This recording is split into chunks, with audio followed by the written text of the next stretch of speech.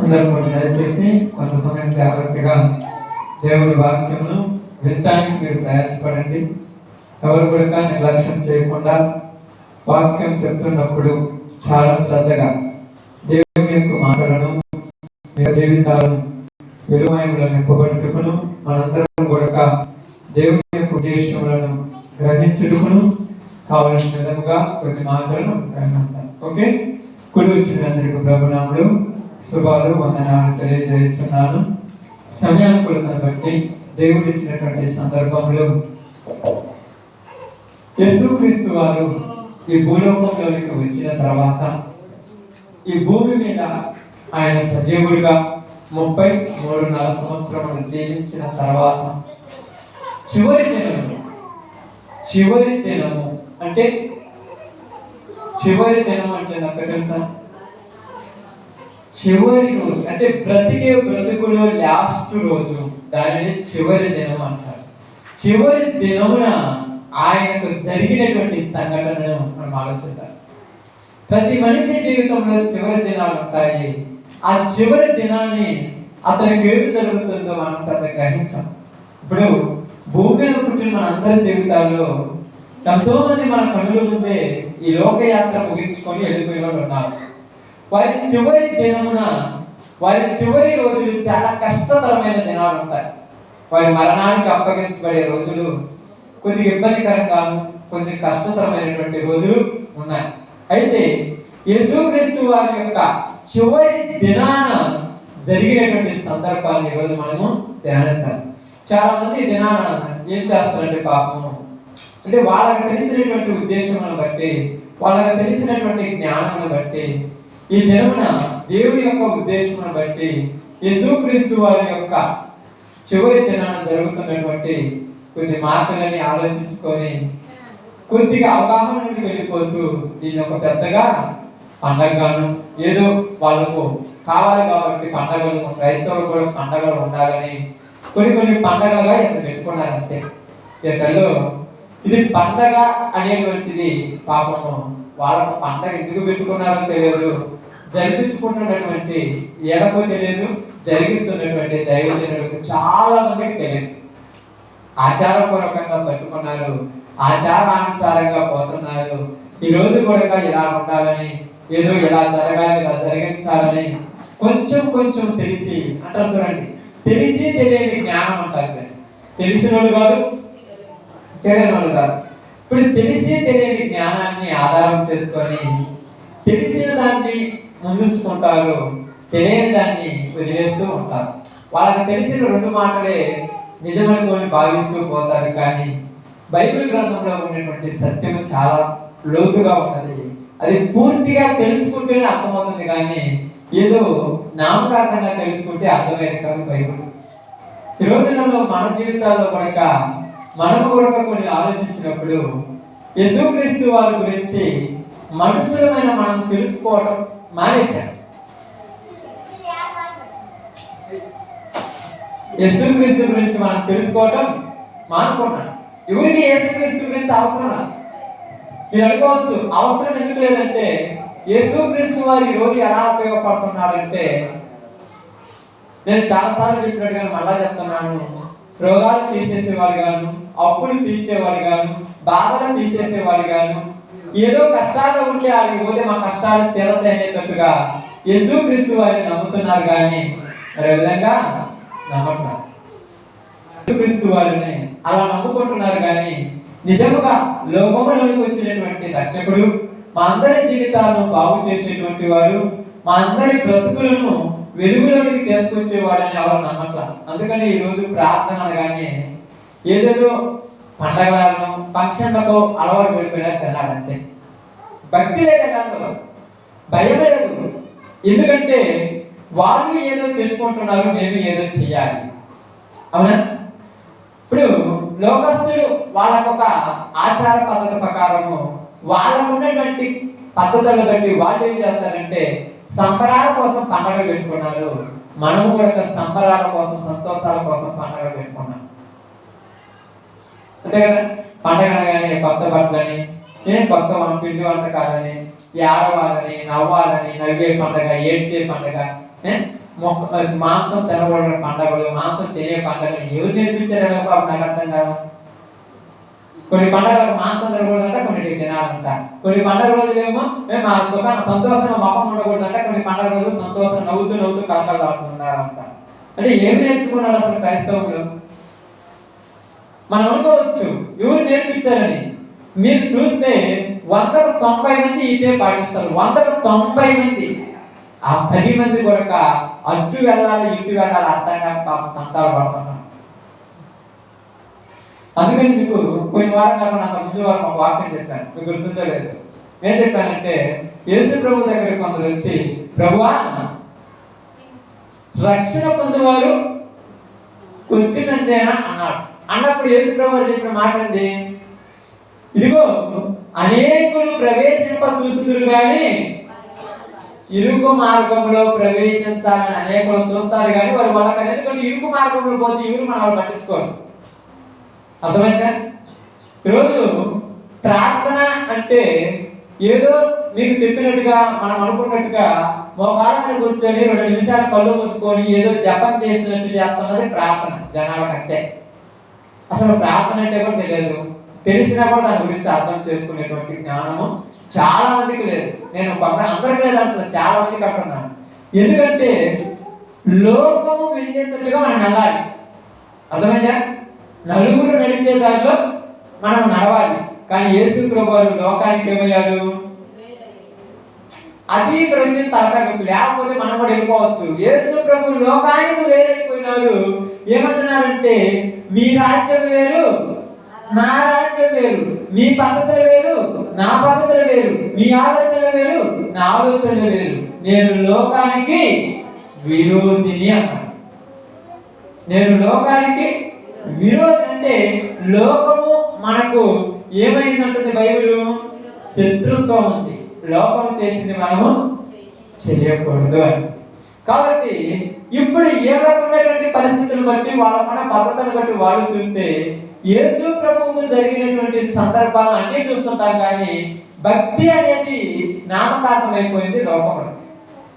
ఈరోజు మనం కూడా భక్తి చేస్తున్నాం. మన భక్తి ఎలా ఉందంటే బలహీనతలు వచ్చినప్పుడు మోకాళ్ళ మీద కూర్చొని ప్రార్థన చేస్తాం, సంతోషం వచ్చినప్పుడు కనబడకుండా వెళ్ళిపోతాం. బాధలు వచ్చాయనుకోండి కన్నీరు మున్నీరు ఏడుస్తుంటారు. కష్టాలు తీరిపోయిన తర్వాత ఎవరైనా ప్రార్థన చేస్తారా? అవసరం అయిపోయింది కదా ఏసైందంట. కాబట్టి ఈరోజు ఈ యొక్క దినమున యేసు ప్రభు వారు ఈ లోక యాత్ర ముగించుకొని వెళ్ళిపోయినాడు. అయితే వెళ్ళిపోయినటువంటి చివరి దినాన్ని మనం ఈరోజు జ్ఞాపకం చేస్తున్నాం. అంటే మీరు అన్నట్టుగా ఇదిగో ఈ రోజే చనిపోయాడా, ఈ రోజే ఉండదా, చరిత్ర ప్రకారం అంటే అవన్నీ కూడా మనకు అవసరం లేదు. అర్థమైందా? అవన్నీతో మీకు పని లేదు. ఎందుకు పని లేదంటే మనుషులు సంవత్సరానికి ఒక రకంగా మార్చుకుంటున్నారు. అర్థమైందా? సంవత్సరానికి ఒక రకంగా మార్చుకుంటారు, సంవత్సరానికి ఒక రకంగా దాన్ని తయారు చేసుకుంటున్నారు. కాబట్టి మరి ఈ రోజు ఎందుకు ప్రార్థన పెట్టారంటే మనం కూడా కొన్ని గుడ్డి నమ్మకాలు ఉన్నాయి. అందరూ పోతున్నారు, మనం పోదాం. అందరికీ ప్రార్థన జరుగుతుంది, మనం జరగలేదు ఏంటి? ఎందుకు ప్రార్థన కడుతున్నారో తెలియదు, ఎందుకు ప్రార్థన జరుపుకుంటామో తెలియదు. పాపం అందరూ చేస్తున్నారు, మన కూడా బాగుంటుంది కదా. కానీ ఇప్పుడు మేము కూడా ఏం చేస్తున్నామంటే దీన్ని ఆధారణ చేసుకుని కొన్ని వాక్యాలు చెప్పడానికి పనికొస్తాను అంటుంది అంతే. ఇదేదో పండగను పాటించడానికి కాదు, కానీ ఈ రోజు ఆధారణ తీసుకుని మీరు అందరూ వస్తారు. వచ్చినప్పుడు మీరు కొన్ని విషయాలు తెలియటానికి ఉపయోగపడుతుంది. మామూలు ఉపవాస ప్రార్థన అట్లాంటి చేసి మీరు అందరూ ఎంతమంది చేస్తారు, ఏం బాధని అనుకుంటారు. కాబట్టి ఈరోజు మీకు చదివినటువంటి సందర్భాన్ని చూద్దాం. యేసుక్రీస్తు వారు శిలువ మరణానికి అప్పగించబడుతున్నటువంటి ఆ దినాన్ని గురించి మనం ఆలోచిద్దాం. ఈరోజు గుడ్ ఫ్రైడే, శుక్రవారం ఈ రోజే జరిగిందా, ఈ దినమే జరిగిందా అనేది మనకి ఈ రోజుతో నేను మీకు వాటి గురించి చెప్పను, వాటి గురించి మనకు అవసరం లేదు. అసలు ఎందుకు ఈ యొక్క శిలువ దినం అనేది ఏర్పడిందో మనకి ఎక్కడ రాయబడిందంటే బైబిల్ గ్రంథంలో పస్కా అనేటువంటి ఒక పండగ ఉన్నది. ఎవరిదా పండగ? ఇశ్రాయేలీయులది. ఈ పస్కా పండగను ఎందుకు జరుపుకుంటారు? వాళ్ళు బానిసత్వంలో నుంచి విడుదల వచ్చినందుకు గాను పస్కా పండగ జరుపుకుంటారు. ఆ పస్కా పండగ దినం రోజునే యేసుక్రీస్తు వారు కూడా చనిపోయారు అన్నట్టుగా పస్కా బలి పశువు అని ఆయన అంటారు. ఏమంటారు? పస్కా బలి పశువు అంటే ఆయన కూడా పస్కా దినమున ఈ లోక యాత్ర ముగించింది. ఓకే, వాటన్నిటి గురించి ఇప్పుడు కాదు, కానీ ఒక మంచి విషయాన్ని మీకు తెలియజేస్తాను. యేసుక్రీస్తు వారు జరిగినటువంటి సందర్భాన్ని, జరిగినటువంటి పరిస్థితులు బట్టి చూస్తే ఆయన శిలువ మీద ఉన్నప్పుడు 7 మాటలు పలికారని మనందరికీ బైబిల్ గ్రంథంలో స్పష్టంగా రాయబడి ఉన్నాయి. కాబట్టి పలికినటువంటి 7 మాటలు కూడా 7 సందర్భాలలో మత్తయి సువార్తలో కానీ, యోహాను సువార్తలో కానీ, మార్కు సువార్తలో కానీ, లూకా సువార్తలో కానీ 7 సందర్భాల్లో మాట్లాడినట్టు మనకు ఉంది. ఆయన శిలువ మీద ఉన్నటువంటి సమయము ఎంత సమయం అయి ఉండొచ్చు?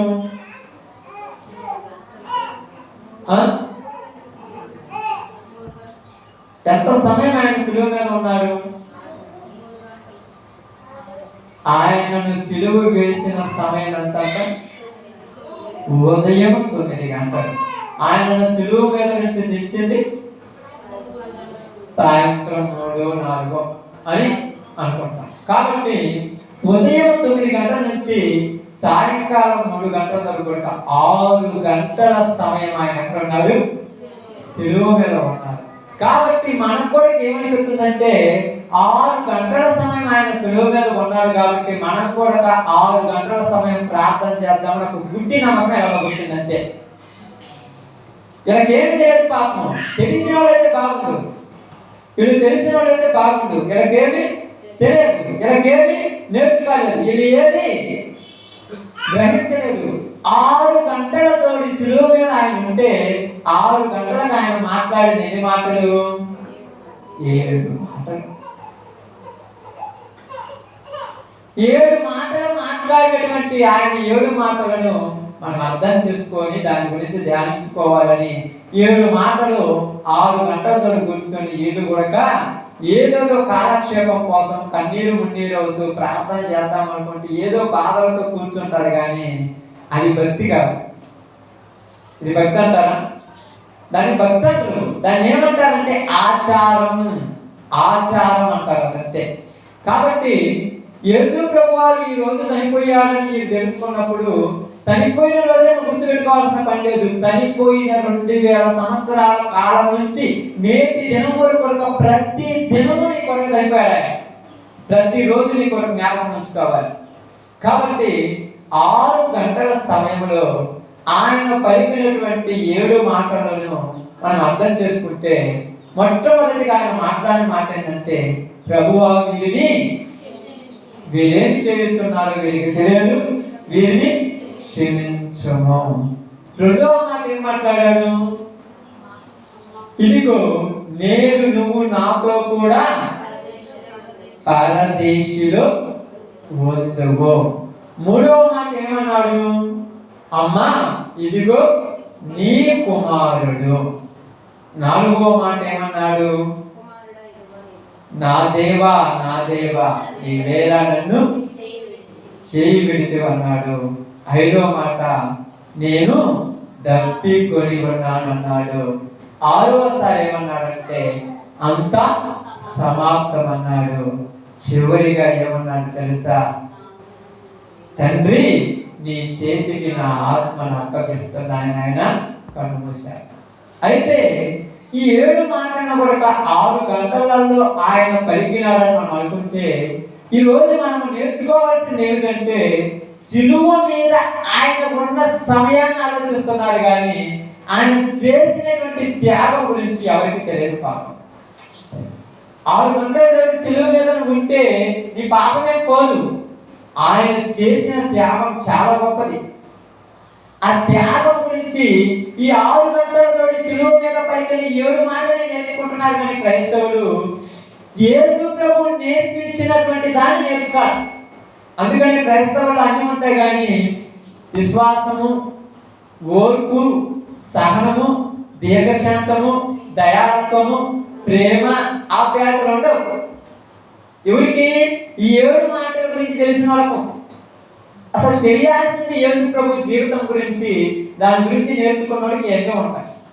కాబట్టి బాగా గురించి ఆలోచిస్తే ఈరోజు మనము వాటిలో ఒక మాట కొంచెం నేను ధ్యానం చేసి ముగిస్తాను. ఒకే ఒక మాట చదువుకుందాం. బైబిల్ గ్రంథంలో నుంచి లూకాసు వార్త 23వ అధ్యాయం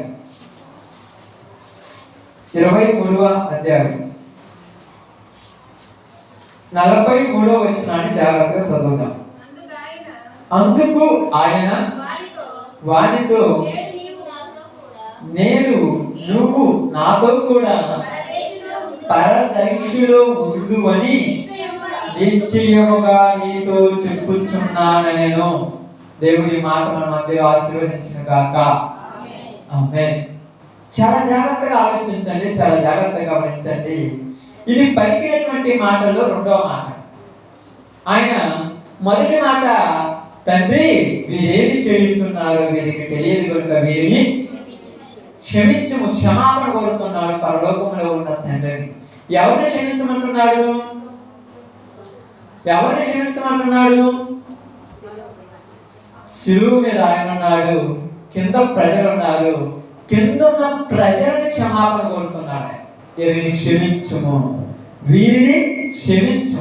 వీరు ఏమి చేస్తున్నారు వాళ్ళకి తెలియదు, తెలిస్తే వాళ్ళు చేసేవారు కాదు. పేదలు కూడా మాట్లాడతారు, ఏమంటారు తెలుసా? ఆయన ఎవరో మీకు తెలిసి ఉండుంటే ఆయనను మీరు సిలువ వేసి ఉండేటి వారు కాదు. ఎక్కడ రాయబడింది?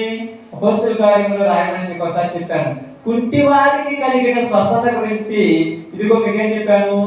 మూలకు తలరాయి అయిన దాని గురించి మాట్లాడినప్పుడు, తీసివేసి రాయి మూలకు తలరాయి దాని గురించి మాట్లాడినప్పుడు, ఇదిగో ఈ కుంటివాడికి లేచి నడవటానికి శక్తినిచ్చింది మేమని మీరు అనుకుంటున్నారేమో. మేము కాదు, మా బలమ చేతనైనను మా శక్తి చేతనైనను కాదు, కానీ మీరు సిలువ వేసి ఆయనను చెప్పిన చూడు, ఆయన నామములోనే వీడికి స్వస్థత. ఆయన ఎవరో మీకు తెలియదు కాబట్టి ఆ రోజు మీరు సిలువ వేశారు. అదే తెలిసి ఉంటే మీరు సిలువ వేసి వారు కాదు అన్నారు. కాబట్టి ఇక్కడ రెండో మాటలకు వచ్చిన తర్వాత ఏమంటున్నాడంటే, ఇక్కడ జరిగినటువంటి సందర్భాన్ని మనం ఆలోచిద్దాం. 43వ వచనము ఒక మాట మనం చూద్దాం. అందుకు ఆయన వానితో, అంటే ఇక్కడ ముందు ఏదో జరిగింది, జరిగిన దానికి రిప్లై అంటే సమాధానం ఇస్తున్నాడు యేసు ప్రభువారు. ముందు ఏదో ఒకటి జరిగింది, జరిగిన దానికి ఇక్కడ యేసు ప్రభువారు ఏమంటున్నాడు? సమాధానం ఇస్తున్నాడు. అసలు ఏం జరిగింది, ఏం జరుగుతుంది, జరగాల్సిన పరిస్థితులు ఏంటంటే, యేసు ప్రభు శిలువ మరణం అనేది ఇది సింపుల్ గా జరిగింది కాదు. అర్థమవుతుందమ్మా? సింపుల్ గా ఏదో జరగాలి కాబట్టి జరిగింది కాదు. యేసు ప్రభు శిలువ మరణము ఎప్పుడు నిర్ణయించబడింది? ఏ రోజు నిర్ణయించబడింది? అజ్ఞానంలో ఉన్నటువంటి క్రైస్తవ్యానికి మేలు కొలిపే మాట ఇది. ఏ రోజు నిర్ణయించబడింది యేసు ప్రభు శిలువ మరణం? పేతురు రాసినటువంటి మొదటి పత్రిక 1వ అధ్యాయము జాగ్రత్తగా చదువుకున్నాం. పేతురు రాసినటువంటి మొదటి పత్రిక 1వ అధ్యాయము, మా జాగ్రత్త ఏంటంటే 19 నుంచి జాగ్రత్తగా చదువుదాం.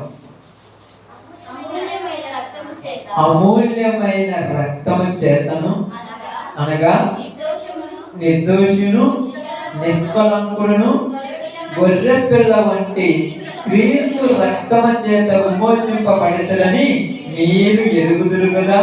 ఆయన జగత్తు పునాది వేయబడక మునుపే నియమింపబడిన కానీ తన్ను మృతుల్లో నుండి లేపి తనకు మహిమనిచ్చిన దేవుని ఎడల తన ద్వారా విశ్వాసులైన మీ నిమిత్తము కడవరి కాలమందు ఆయన ప్రత్యక్షపరచబడెను. కాగా మీ విశ్వాసమును నిరీక్షణయు దేవుని యందు ఉంచబడి ఉన్నవని. బాగా ఆలోచించండి. ఇదిగో అమూల్యమును నిష్కళంకమును నిర్దోషమైనటువంటి గొర్రె పిల్ల రక్తం చేత అన్నాడు. అంటే ఈ రక్తము నిర్దోషిగా ఉండాలి, నిష్కళంకముగా ఉండాలి, అమూల్యమైనదిగా రక్తంగా ఉండాలి, ఈ రక్తంలో పాపం ఉండకూడదు, ఈ రక్తంలో దోషం ఉండకూడదు, ఈ రక్తంలో ఎలాంటి కళంకం ఉన్నా ఈ రక్తం పనికిరాదని ఎవరికి తెలుసు? ఇంకా ఎవరికి తెలుసు? ఈ రక్తంలో పాపం ఉండకూడదు, ఈ రక్తంలో కళంకం ఉండకూడదు, ఈ రక్తంలో దోషం ఉండకూడదు, ఈ రక్తంలో ఎలాంటి అపవిత్రత ఉండకూడదు, ఉంటే ఈ రక్తం పనికిరాదని ఎవరికి తెలుసమ్మా? ఇంకా కొద్దిగా ఆలోచించండి. ఎవరికి తెలుసు? పోయిన వారం మాకు విన్నారా? పోయిన ఆదివారం మాకు చెప్పాను, నేను వచ్చాను అసలు, నేను లేకపోతే ఎక్కడెక్కడ ఉన్నాను, వచ్చాను కదా, మంచిది, నీకు స్తోత్రం, గుర్తు పెట్టుకున్నారు వచ్చాను. ఆ రోజు కూడా వాక్యం చెప్పాను. ఏం చెప్పాను గుర్తుందా? గుర్తుందమ్మా?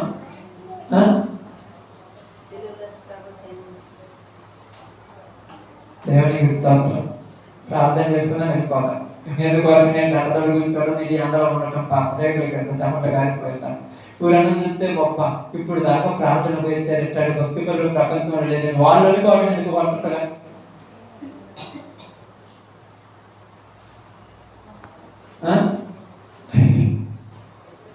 ఏమని చెప్పాను గుర్తుంది కన్నా? ఎవరికి గుర్తులేదా? కృష్ణురావుని స్వస్థపరచని చెప్పినా, నిజంగా అదే చెప్పినా. పక్షవాత రోగిని స్వస్థపరచుట, ఓకే, మంచిది. ఇంకా భూమి మీద పాపములు క్షమించుటకు మనిషి కుమారుడికి అధికారం కలదు అని దానికి చెప్పారు. అంటే పాపములు క్షమించాలంటే ఆయన ఎలా బ్రతకాలని నేను చెప్పాను.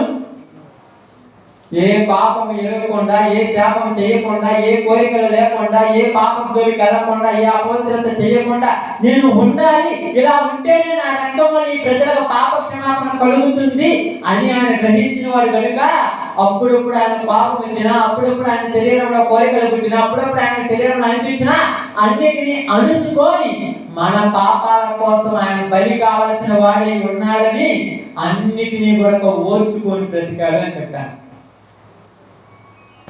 ఆయన తెలుసు, నేనే వీళ్ళ కొరకు నేను చచ్చిపోవడానికి వచ్చాను, నేనే వీళ్ళందరి కొరకు నా రక్తంలో కార్చడానికి వచ్చాను. కాబట్టి నా రక్తంలో ఏముండకూడదు? కళంకం ఉండకూడదు. నా రక్తంలో ఏముండకూడదు? అపవిత్రత ఉండకూడదు. నా రక్తంలో ఏముండకూడదు? దుష్కార్యాలు ఉండకూడదు. నా రక్తాన్ని నేను ఎలా కాపాడుకోవాలి? ప్రతి దానికి క్షమాపణ కలిగించేటువంటి రక్తముగా నన్ను నేను కాపాడుకోవాలి. అలా కాపాడుకోవాలని నన్ను దేవుడు జగత్తు పునాది వేయబడక మునిపే దీని కొరకు నన్ను నిర్ణయించాడు. ఏ రోజు అంటామా? జగత్తు పునాది వేయలేదు. ఈ జగత్తుకి ఏమేలా? పునాది వేయలా. పునాది వేయక ముందే దేవుడి సంకల్పంలో ఉన్నవారి మనము. ఎలాగంటారు తెలుసా? ఎఫెసీయులకు రాసిన పత్రిక 1వ అధ్యాయం 5వ వచనం అనుకుంటా. జాగ్రత్తగా చూడండి. ఎఫెసీయులకు రాసిన పత్రిక 1వ అధ్యాయం 5వ వచనం. జాగ్రత్తగా చదవాలి.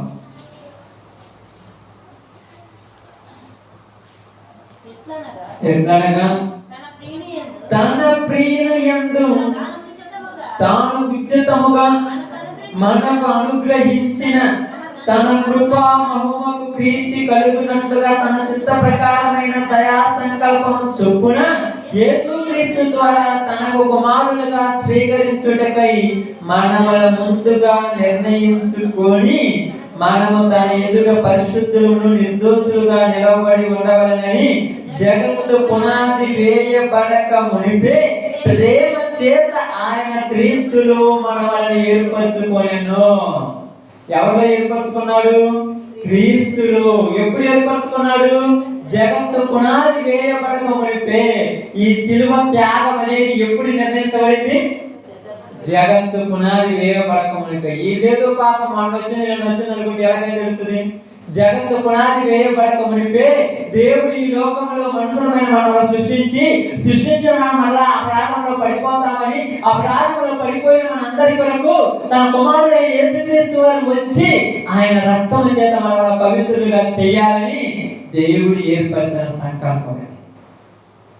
తన సంకల్పం ప్రకారము మనల్ని కనెను అని రాయబడింది బైబిల్ గ్రంథంలో. తన సంకల్పం అందుకొరకై ఆ శిలువ త్యాగము కొరకు ఎవరైనా వెళ్ళగలరా అని పైన ఆకాశం అందు కానీ, కింద భూమి ఎందు కానీ, భూమి కింద ఉన్నటువంటి నీటి ఎందు కానీ, సర్వ మానవాళి కానీ, సర్వ లేఖంలో ఉన్నటువంటి ప్రతి ఒక్కరిని అడిగితే ఎవరికి అధికారం లేదు. ఉందా? ఎందుకు లేదు? చెప్పాలి, ఎందుకు లేదు? ఎందుకు లేదు? అర్హత ఉండాలంటే ఏముండాలి? ఇవన్నీ భరించడానికి మీరు ఎవరైనా రెడీనా అన్నాడు. మాకు ఎవరికి అర్హత లేదని మేము భరించలేము అన్నాడు. మీరెవరు వాళ్ళకి కాదు కాబట్టి ఇక ఏమి చేయాలన్నప్పుడు నేను వెళతాను తండ్రి. అయ్యా ఎంత భారమో నీకు తెలుసా? అసలు నీకు తెలుసు అంటే నాకు తెలుసు ప్రభువా, ఇదిగో నీ సంకల్పం నెరవేరడానికి దేవదూతల్లో ఒక్కడికైనా శక్తి లేదు, ఒక్కడైనా ప్రధాన దూతల్లో ఒక్కడికైనా లేదు, ఈ కెరూబులలో ఒక్కడైనా వచ్చేవాళ్ళు లేరు. ఇక లేకపోతే మనుషులను సృష్టించుకొని వాళ్ళందరూ నాశనానికి పోవటమేనా?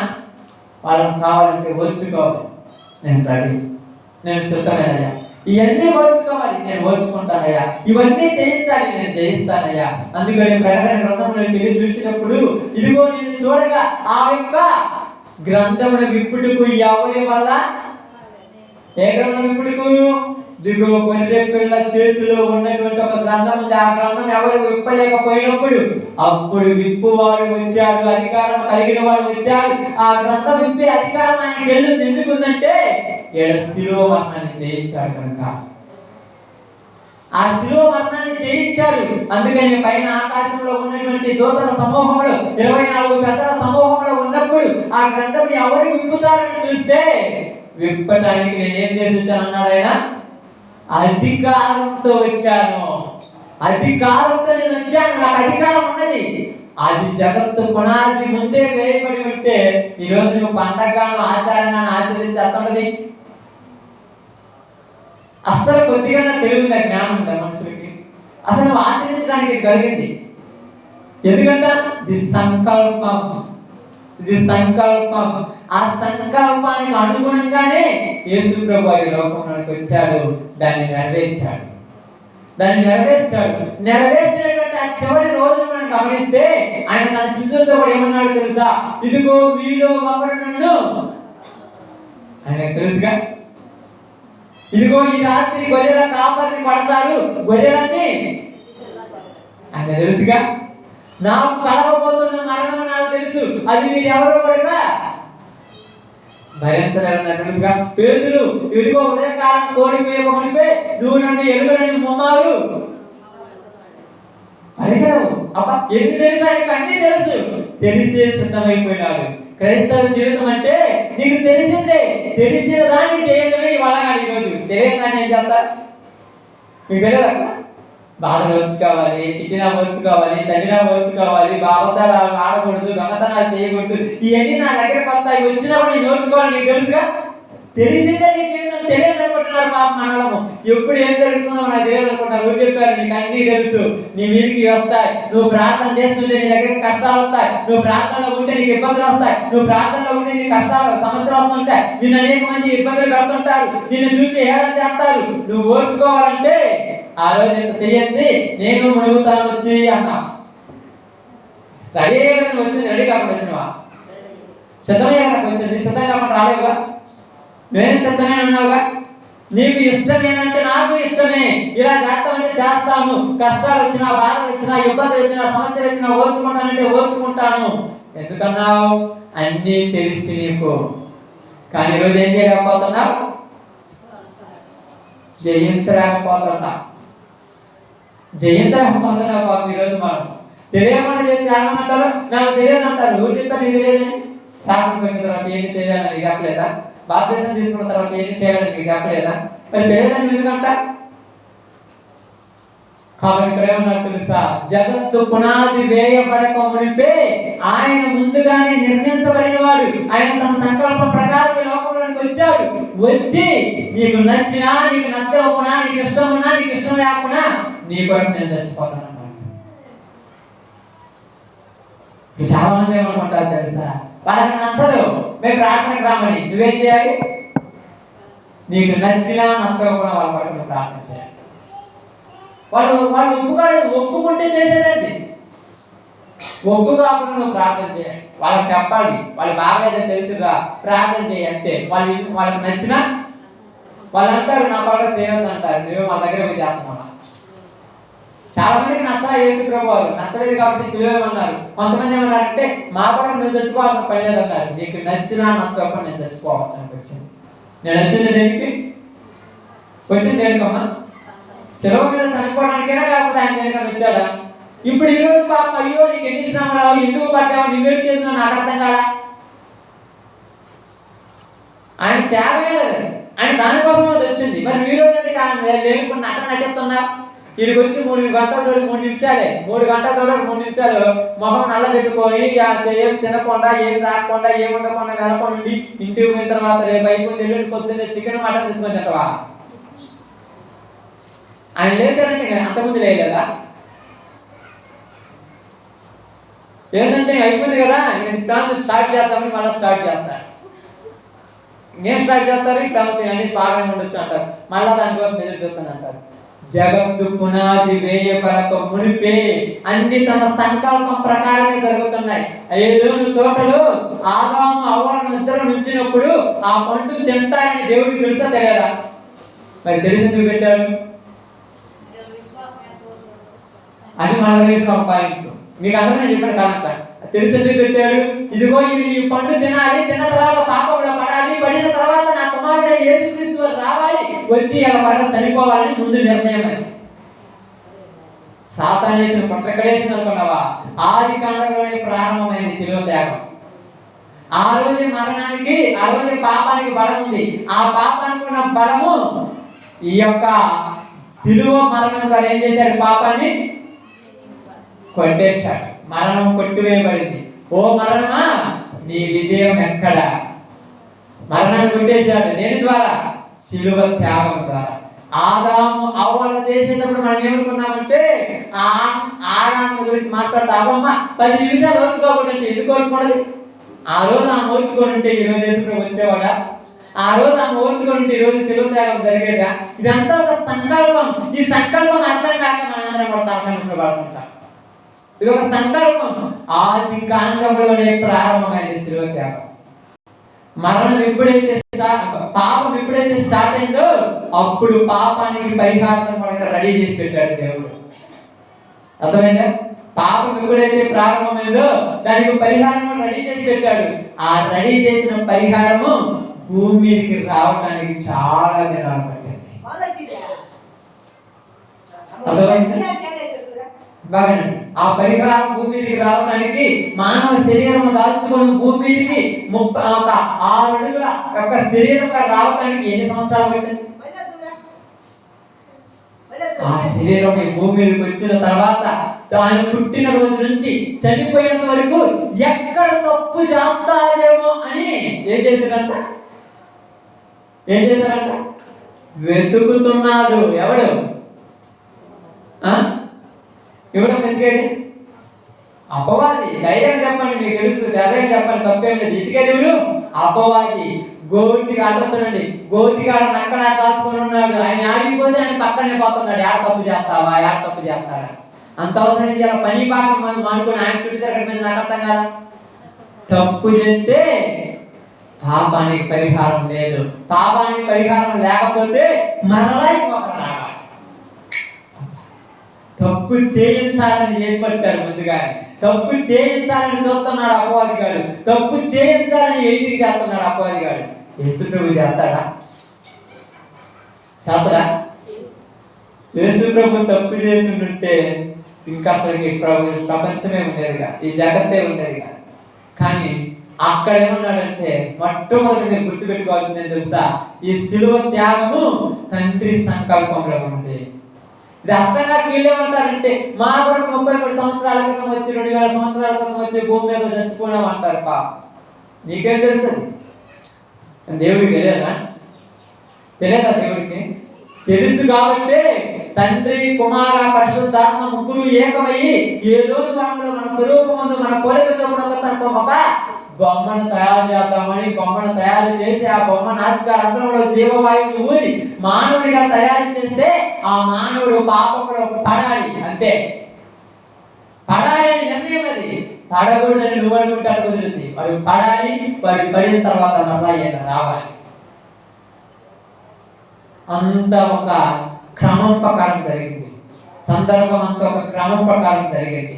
కాబట్టి జరిగిన ఈ క్రమం అంతా కూడా ఏమని రాయబడింది తెలుసా బైబిల్ గ్రంథంలో? లేఖనాల ప్రకారము నీ చిత్తానుసారముగానే నేను చేస్తున్నాను, ఇక్కడ నా ఇష్టం ఏది. మనందరికీ తెలిసిన వాక్యాలు తెలియని కాదు. ప్రభువా, నా ఇష్టం నెరవేర్చుకోవడానికి నేను రాలేదు, నీ చిత్తం నెరవేర్చుడిగా పరలోకం నుండి నేను దిగి వచ్చానన్నాడు. ఆయన చిత్తం ఏంటి? ఆయన చిత్తం ఏంటమ్మా? సిలువ త్యాగం పొందాలి. అందుకని చివరి గడియలో లాస్ట్ మూమెంట్ లో ఆయన ఒక గెస్తోమని తోటలోనికి వెళ్ళి అక్కడ ప్రార్థన చేసుకుంటున్నప్పుడు ఒక్క రిక్వెస్ట్ చేశాడు తండ్రిని, నీ చిత్తమైతే ఈ గిన్నె నా యొద్ద నుండి, అయినా నా ఇష్టం కాదు, నీ చిత్తమే. అయితే తండ్రి ఏమన్నాడు తెలుసా? నువ్వు పోయింది దేనికి? నువ్వు పోయింది దేనికి? దేనికి వచ్చాడు యేసు ప్రభు వారు?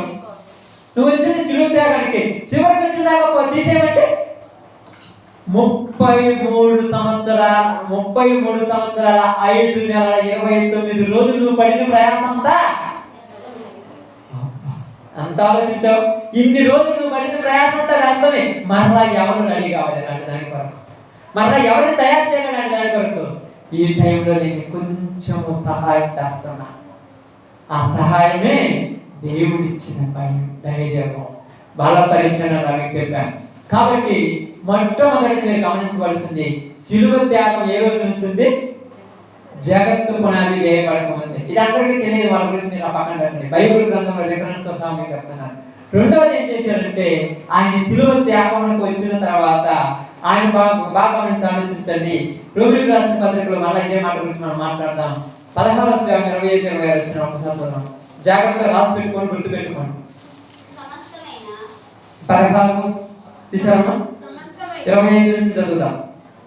సమస్తమైన అన్యజనులు విశ్వాసమునకు విధేయులగునట్లు అనాది నుండి రహస్యముగా ఉంచబడి ఇప్పుడు ప్రత్యక్షపరచబడిన మర్మము నిత్య దేవుని ఆజ్ఞ ప్రకారము ప్రవక్తల లేఖనముల ద్వారా వాళ్ళకి తెలపబడి ఉన్నది.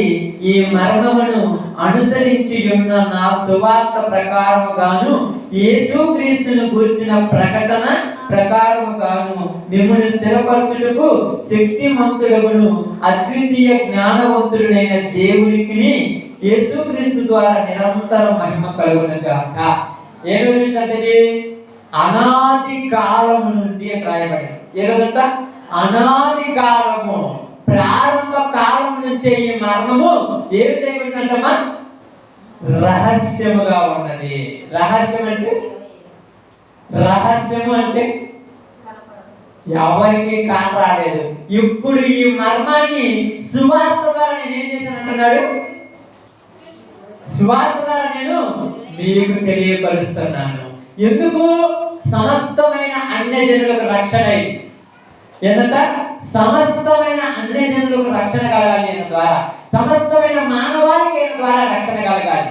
అందుకొరకనే అనాది కాలంలో ఉన్నటువంటి మర్మం ఇది. ఎవరికి తెలిసి మర్మం? ఈ మర్మాలు ఏం తెలుసా? ఏమి తెలియదు జనాలకు. ఏమి తెలుసు అంటే ఏదో 2 రోజుల పాటు, ఒక 40 రోజుల పాటు ముఖం గడుపుకోకుండా బోధనకుండా కూర్చోవడం తెలుసు. అన్నం తినరు, మంచిగా కొత్త కొనరు, శుభ్రంగా ఉండరు. పొద్దుగూకులు తింటము, పొద్దుగూకులు, బూతు మాటలు, అబద్ధాలు, దొంగతనాలు, ఆశలు, అతి ఆశలు. ఊరికి కావాలి ఆశ, అతి ఆశ. అబద్ధాలు ఆడకుండా 40 రోజులు చూద్దాం చేతనైతే.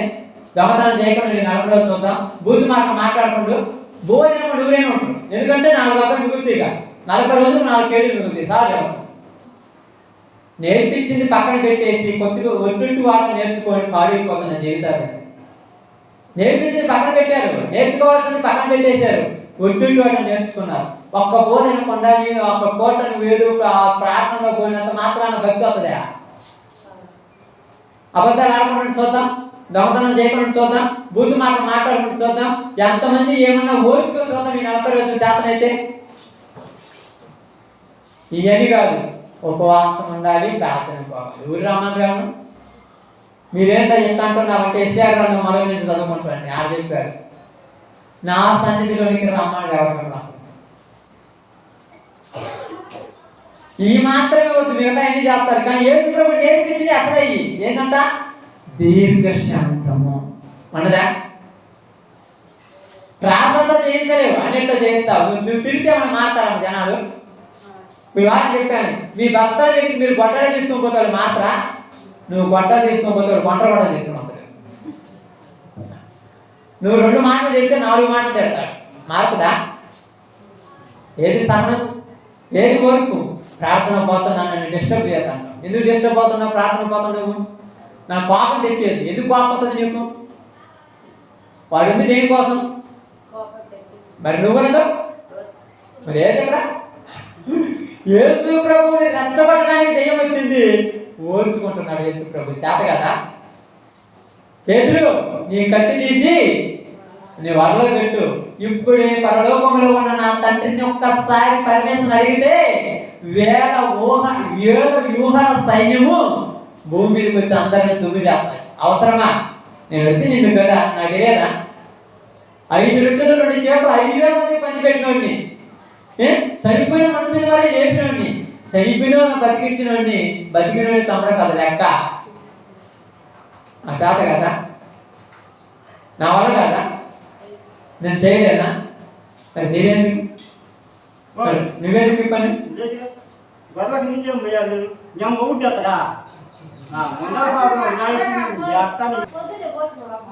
దేవుని నామమునకు మహిమ కలుగును గాక.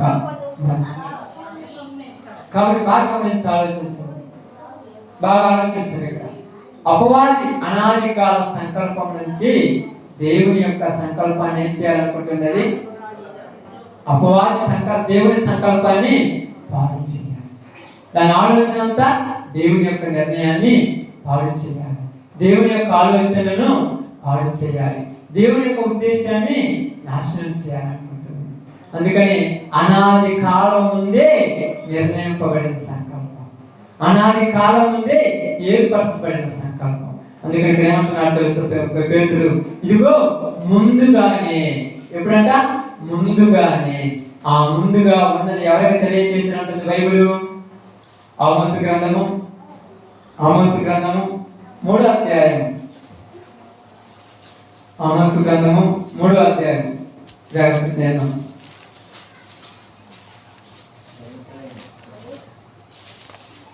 ఆమోసు గ్రంథము 3వ అధ్యాయం తీసారా?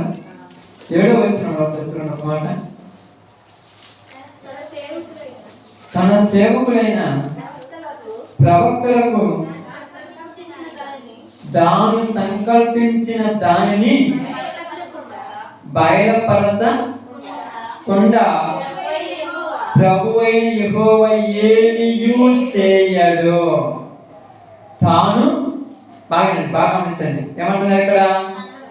తన సేవకులైన ప్రవక్తలకు తాను సంకల్పించిన దానిని. ఏదేమీ లేదు, సొదొమ గొమొర్రా పట్టణాల మీదే పాపం పడినప్పుడు వాటిని తగలగట్టాలని దేవుడి మనసులో అనుకున్నప్పుడు తన సేవకుడైన అబ్రహాముకి చెప్పారు. అర్థమవుతుందా? సొదొమ గొమొర్రాను తగలబెట్టడానికి అబ్రహాము చెప్పిన దేవుడు సర్వ మానవాళి రక్షణ గురించి తన యొక్క సేవకులకు తెలియజేయగా, అందుకనే ప్రవక్తల లేఖనాలు ఏం చెప్తున్నాయంట? ప్రవక్తల లేఖనాలలో నన్ను గురించి రాయబడినది నెరవేరుతున్నది. ఎక్కడ? ప్రవక్తల లేఖనాలు రాశారంట. యెషయా గ్రంథం కానీ, హెజ్కేలు గ్రంథం కానీ, ఇర్మీయా గ్రంథం కానీ, దానియేలు గ్రంథం కానీ, ఈ గ్రంథాలు మొత్తానికి చదువుకుంటూ వస్తే ఆయన గురించి రాయబడిన దాని ప్రకారమే అవి జరుగుతూ ఉన్నాయి. శిలువ మరణం ముందుగానే జరగాలని, శిలువ మరణం ముందుగానే నెరవేరాలని ముందుగానే రాయబడింది కనుక నేటి దినాలు తెలపబడింది. తన సేవకులకు తెలపకుండా ఆయన ఉంటాడా? దాచిపెడతాడా? దాచిపెట్టేవాడు కాదు. ఆయన తన సేవకులకు అన్ని తెలియచేసేవాడు. అయితే మీ సహోదరి సహోదరులారా, సమస్తము తన సేవకులకు తెలియజేసేటువంటి దేవుడు ఏదైనా వాళ్ళకి తెలియబడకుండా ఉంటాడా? చేయడు. ఏది కూడా తెలియకుండా చేయడు. అన్ని సమస్తమును తెలియజేశాడు.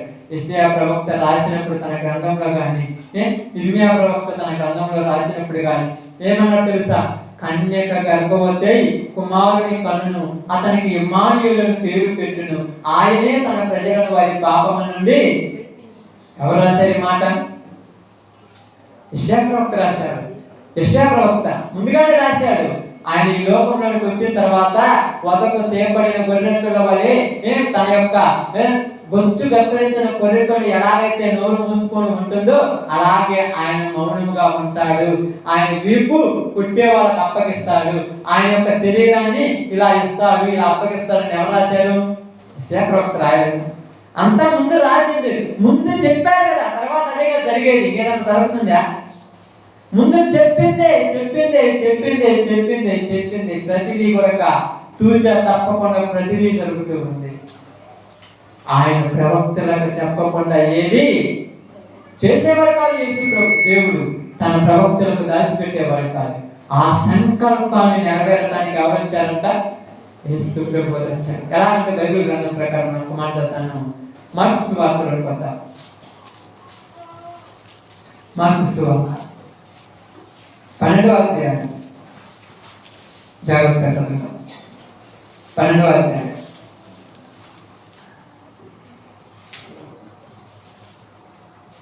తీసాము.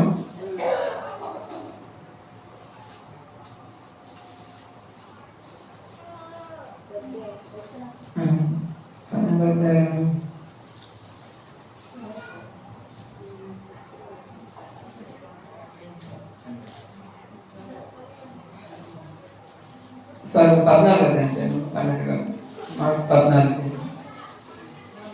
14 అధ్యాయం 21 వచ్చిన జాగ్రత్త చదువుదాం. నిజముగా మనుష్య కుమారుడు ఆయనను గూర్చి రాయబడినట్టు ఎలా పోతున్నాడంట?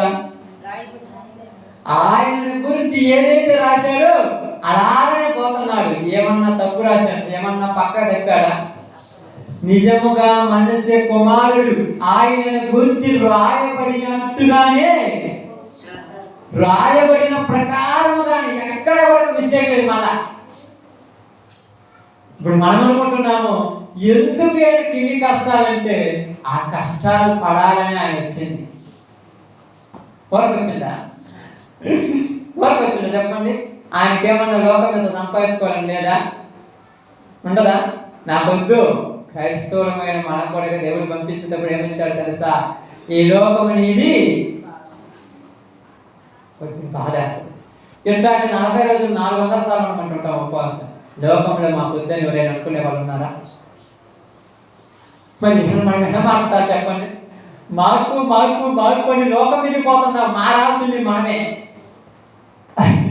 మారండి మారండి అని వాళ్ళకి చెప్తున్నావు. మారాల్సింది ముందు మనమే.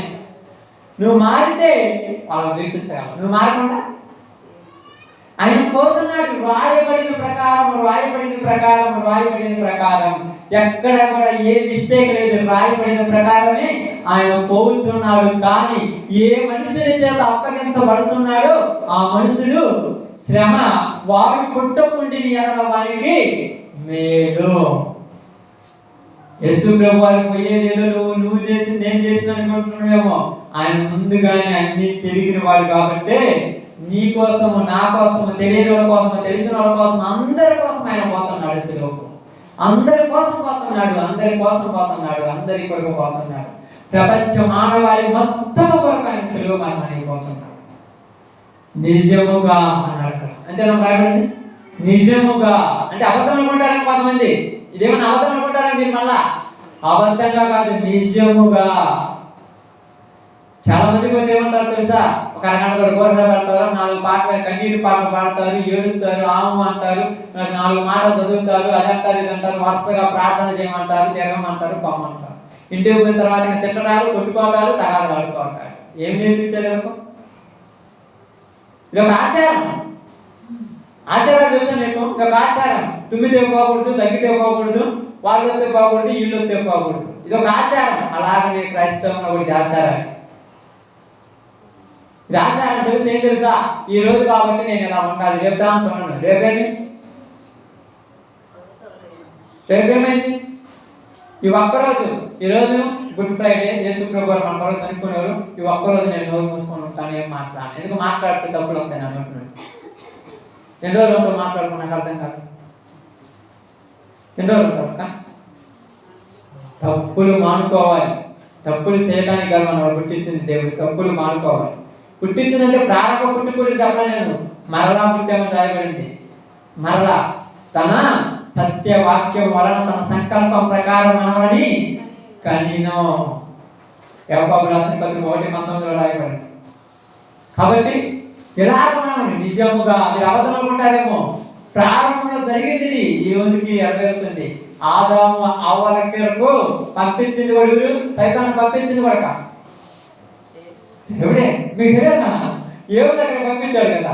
ఇప్పుడు నీ దగ్గరికి నా దగ్గర పంపించేది కూడా పంపించినప్పుడు నువ్వేం చేస్తున్నా? ఏవులాగా ఎదురు తిరుగుతున్నావా, లొంగిపోతున్నావా? లొంగిపోతున్నావు. అందుకని మనకు అప్పుడప్పుడు వస్తుంటా ముక్కు మీద పాపం అంటాం. ముక్కు మీద పాపం ఎదుగుంది. పాపం అనే దెయ్యం నీ దగ్గర పంపించాడు. కొంతమందికి ఏం తెలుసా? నోటి నిండా బూతులనే దెయ్యాన్ని దగ్గర పంపించాడు. కొంతమందికి ఏం తెలుసా? లోక ఆశలు అనే దెయ్యాన్ని దగ్గర పంపించాడు. ఇంకెళ్ళకి ఏమి తేవలేదు. ఆశలు తినాలి, ఎంత సంపాదిత పోతే ఏమైనా తీసుకుపోతావా? పోతే ఏమైనా తీసుకుపోతావా? నువ్వే చదువుతావు. వచ్చి ఏం చేసుకురాలేదు, పోతే ఏం చేసుకోవాలి. ఉన్న 4 రోజులు దేవుని ఇష్టానుసారం పోవాలి. మరి 4 రోజులలోనే కదా నీకు వచ్చేదాన్ని. నీ దగ్గర పంపించేది తెలుసా? నీకు ఏది వీక్నెస్, నీ బలహీనత ఏదో అదే నీ దగ్గర పంపించాలి. నిన్నేం చేస్తుంది? వచ్చి రెచ్చగొట్టాలి. ఎంత రెచ్చగొట్టి తెలుసా? లోకం మొత్తం కరెక్ట్ గా అంతలా సంపాదించుకుంటే, మనం ఇలాగ పేదవాళ్ళు ఉంటే మనకేం గతి? నేను రెచ్చగొట్టాను, అపవాది రెచ్చగొట్టాను. దేవుని మాటలు బాగా జరుగుతుంటే పాపం నన్ను రెచ్చగొట్టేస్తుంది పాడు చేయడానికి. వాక్యం సక్రమంగా వస్తుంటే మధ్యలో వస్తాడు. ఎందుకు? నా ప్రతాపం కూడా చూపిస్తాను. మనం కూడా ఇదే తిరిగి అలా చెప్పుకుంటే మన కూడా ఈ తేడా ఉంది. పాపం అందరికి వచ్చి ఉంటుంది కదా, నాకైతే పాపం కాదు. ఎందుకంటే పాపడకూడదు. ఆ టైంలో వాడు రావాలి, వాడి పని వాడు జరిపించుకొని వెళ్ళిపోవాలి, మన పని మనం చేయాలి అంతే. అదే మనం రచ్చ చేసి రామాయణం చేసి అది ఇది చేసిన మనకో ప్రార్థన ఆగిపోద్ది, వాక్యం ఆగిపోద్ది, మనకేం గుర్తుంటుంది అంటే. శుక్రవారం ఏం జరిగిందంటే గొడవ తప్పితే ఏం గుర్తుంటుంది అంతే కదా. కాబట్టి ఇక్కడ అదే చెప్తుంది, నిజముగా మనుష్య కుమారుని గురించి రాయబడిన ప్రకారం ఆయన పోతున్నాడు అంతే. కాబట్టి ఇప్పుడు జరిగే సందర్భాన్ని అనుకుంటా జాగ్రత్తగా బైబిల్ గ్రంథంలోకి వద్దాం. ఇక్కడ మత్తయి సువార్త 26వ అధ్యాయంలోకి వద్దాం. 26వ అధ్యాయం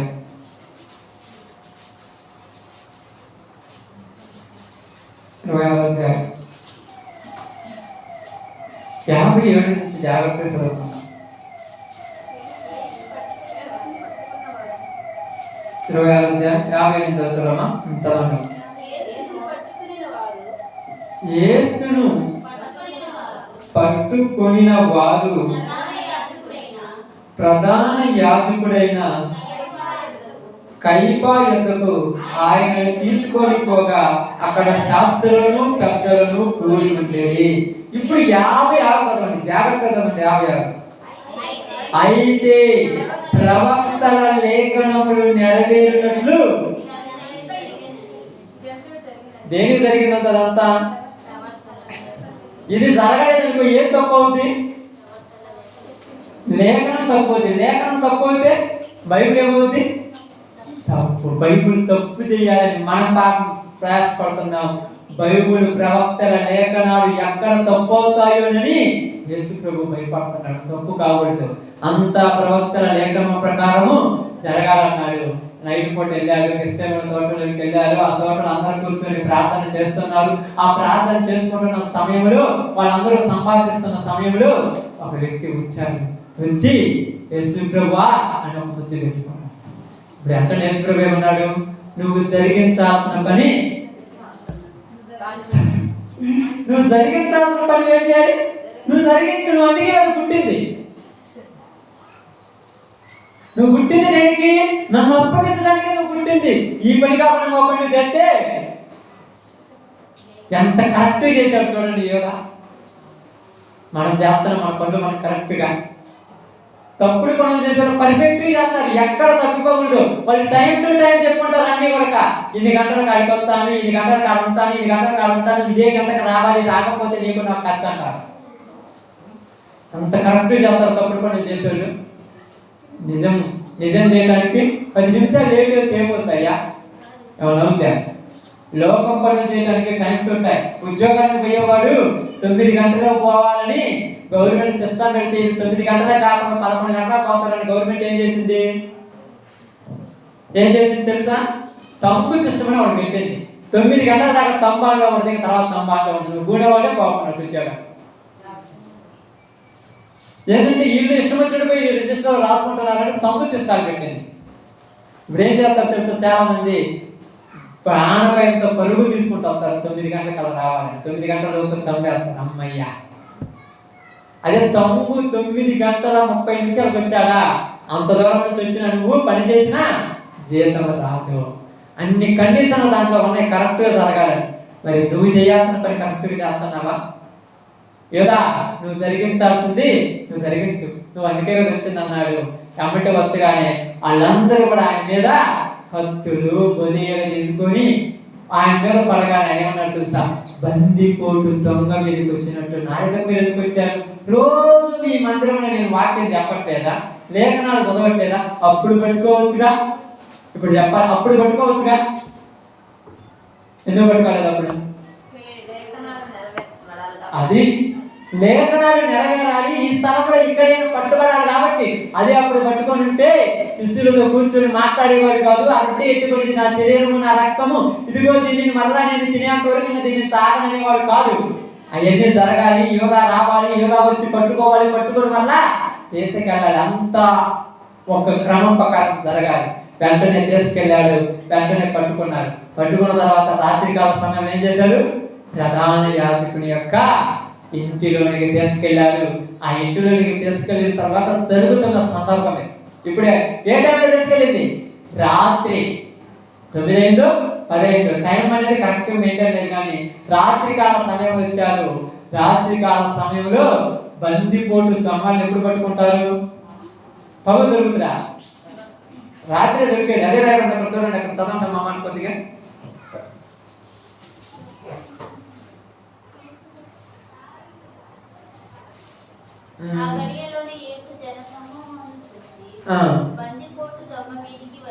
వచ్చిన చెప్పమ్మా. 55 26 55 ఒకసారి చదవండి చూడండి. ఆ గడియలోని యేసు జనసమూహం చూసి బందిపోటు దొంగ మీదకి వచ్చినట్టు కత్తులతో బొదిలతో నన్ను పట్టుకొని వచ్చేదిరా. నేను అనుదినము మీ దేవాలయంలో కూర్చుండి బోధించుచున్నప్పుడు మీరు నన్ను పట్టుకొనలేదు. ఎందుకు పట్టుకోలేదంటే పట్టుకుంటే ప్రవక్త లేఖనం ఏమవుద్ది? నెరవేరదు. కాబట్టి ఏమన్నాడు తెలుసా? అయితే ప్రవక్తల లేఖనములు నెరవేరునట్టు ఇదంతా జరగవలెను. ఏమన్నాడమ్మా? జరిగేనని. ఇదంతా జరగాలి. బందిపోటు దొంగ మీదకి వచ్చినట్టు పట్టుకుంటేనే ప్రవక్త లేఖనం నెరవేరుద్ది. పట్టుకోకపోతే దేవాలయంలో పట్టుకుంటే నెరవేరుద్దా? ఇదంతా జరిగేనన్ను. ఇప్పుడు వెంటనే పట్టుకున్నారు. రాత్రికాల టైంలోనే ప్రధాన యాజకుని యొక్క ఇంటిలోనికి తీసుకెళ్లారు.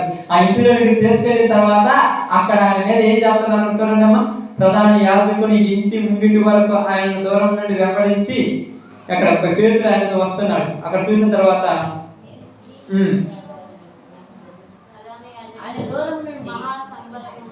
చూడండి అమ్మా, 59 చదవండి. ప్రధాన యాజకులను మహా సభ వారందరూ యేసును చంపవలనని ఆయనకు విరోధముగా అబద్ధ సాక్ష్యము వెదుకుచుండిరి. కానీ అబద్ధ సాక్షులు అనేకులు వచ్చినను సాక్ష్యమేమీ దొరకలేదు. ఎవరిని ఎదుగుతున్నారంట అక్కడ? వెళ్ళి నిలబెట్టారు సభలో. ఆ సభలో మొత్తం 70 మంది కూర్చున్నారు. ఆ యొక్క సభలో నిలబెట్టారు. ఎప్పుడు? పౌలా రాత్రి రాత్రి రాత్రి నిలబెట్టారు. అసలు రాత్రి ఎక్కడన్నా కోర్టు ఉంటుందమ్మా?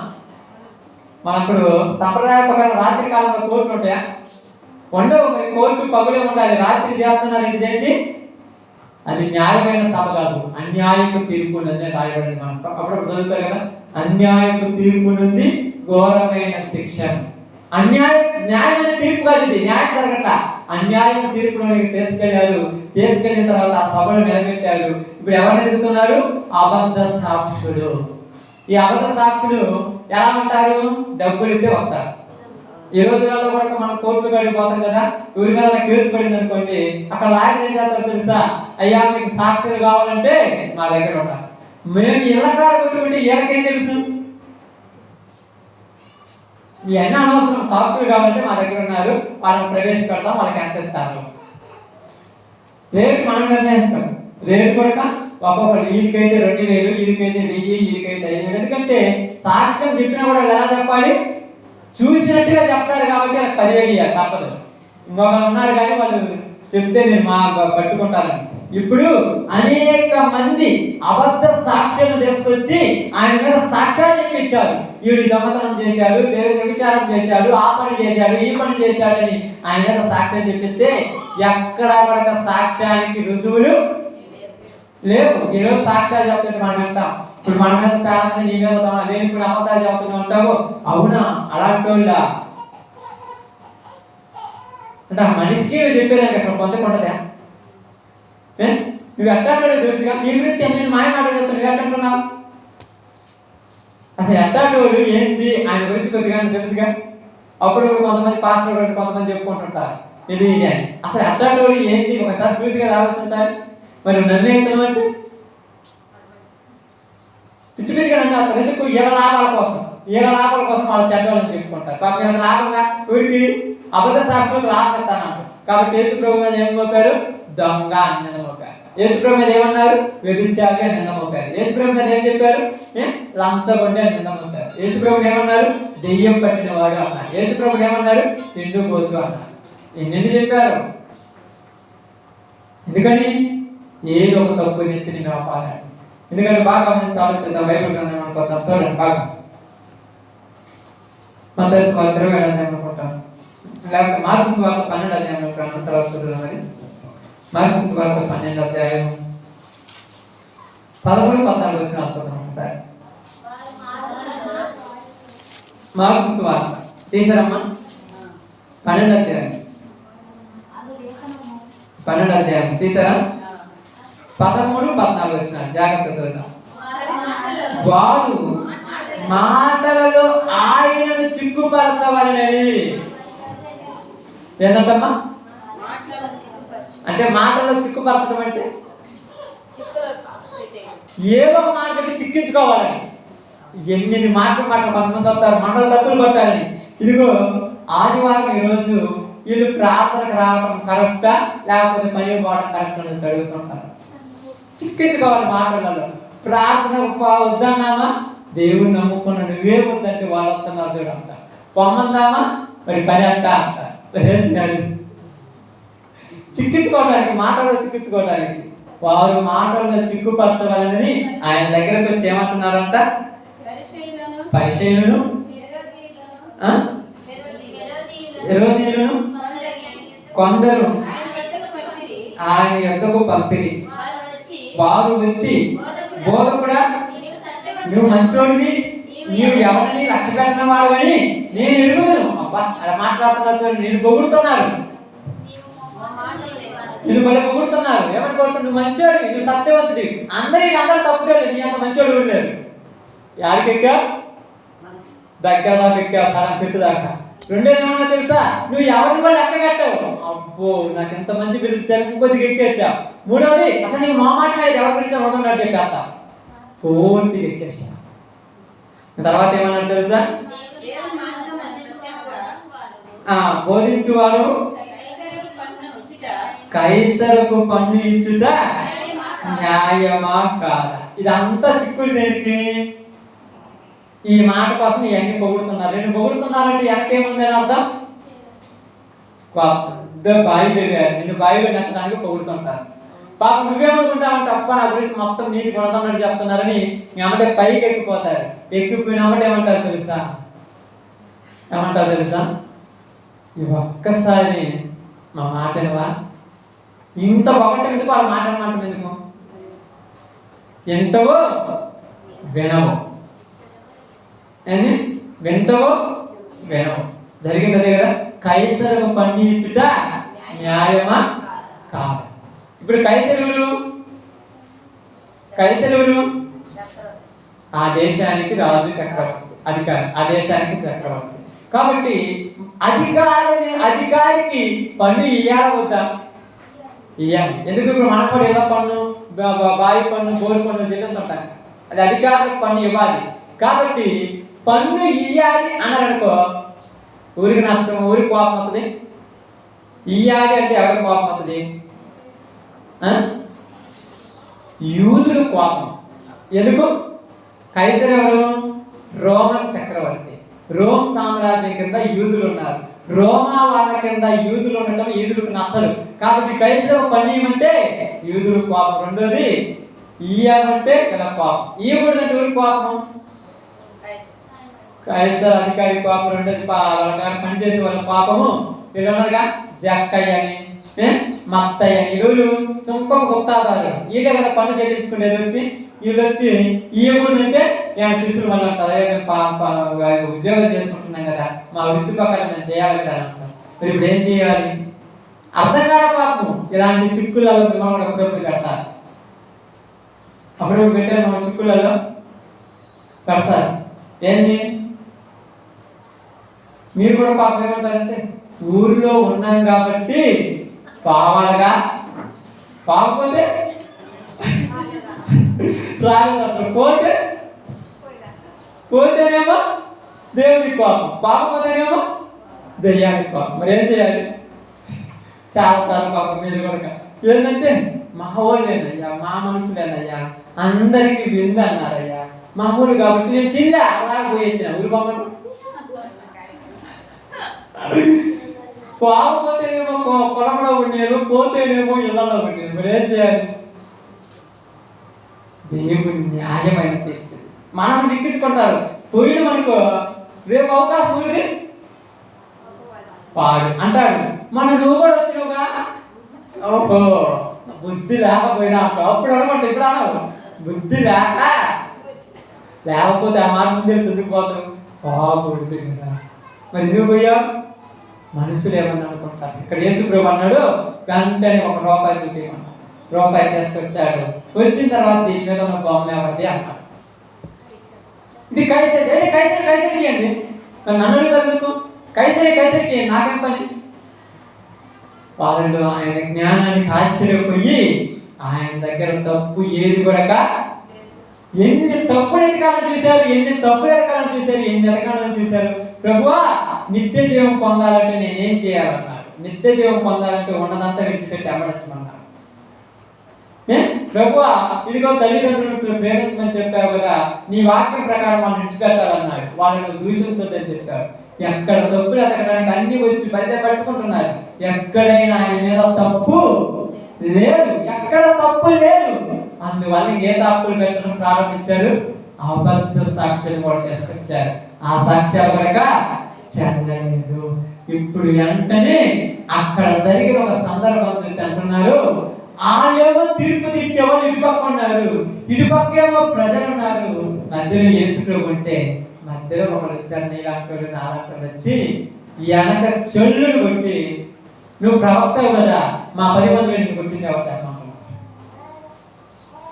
అప్పుడప్పుడు పిచ్చోడు దగ్గరికి పిల్లలు వచ్చి ఇట్లా రాళ్ళు వేయటము, ఇట్లా చెమ్మటము, అట్లా కాళ్ళు కొట్టుకోవటము, ఈ పంచలు ఆగటము, ఆ చొక్కాలు ఆగటం చేస్తుంటారు. చూడు, అట్లా చేస్తుంటారు. వాళ్ళు కొట్టి అంటున్నారు, నిన్ను మాట కొట్టింది ఎవరు చెప్పు అంటున్నారు. ఎందుకంటే నువ్వు ప్రవచించేవాడు, నువ్వు ప్రవక్త కదా, నీకు అన్ని తెలుసు కదా అంటున్నారు. ఒకడు మోకం మీద ఉమ్మేసి నువ్వు ఏదైనా మోచుకుంటావు అంటున్నాడు. ఒకడు తన జుట్టు పట్టుకొని లాగుతున్నాడు. కొంతమంది తన వస్త్రాలను లాగుతున్నారు. ఇవన్నీ చూసిన తర్వాత ఆయన ఏం చేశారంటే ఆయన ఏం చేయాలి అర్థం కాక మరలా అక్కడి నుంచి ప్రధాన యాజకుని దగ్గరికి పంపించారు, పిలాతు దగ్గరికి పంపించారు. పిలాతు కూడా కొన్ని చూశాడు. ఎక్కడైనా తప్పు ఉందేమో ఎతికాడు. ఇదిగో ఎంతమంది నీ మీద అన్ని అబద్ధాల సాక్ష్యాలు నాకు తెలుసు, నువ్వు నూరి మెదపేంటి? అందరూ చెప్పేది అబద్ధాలి, మరి నువ్వు నూరి మెదపేంటి? ఇప్పుడు ఆయన ఏమంటున్నారు తెలుసా?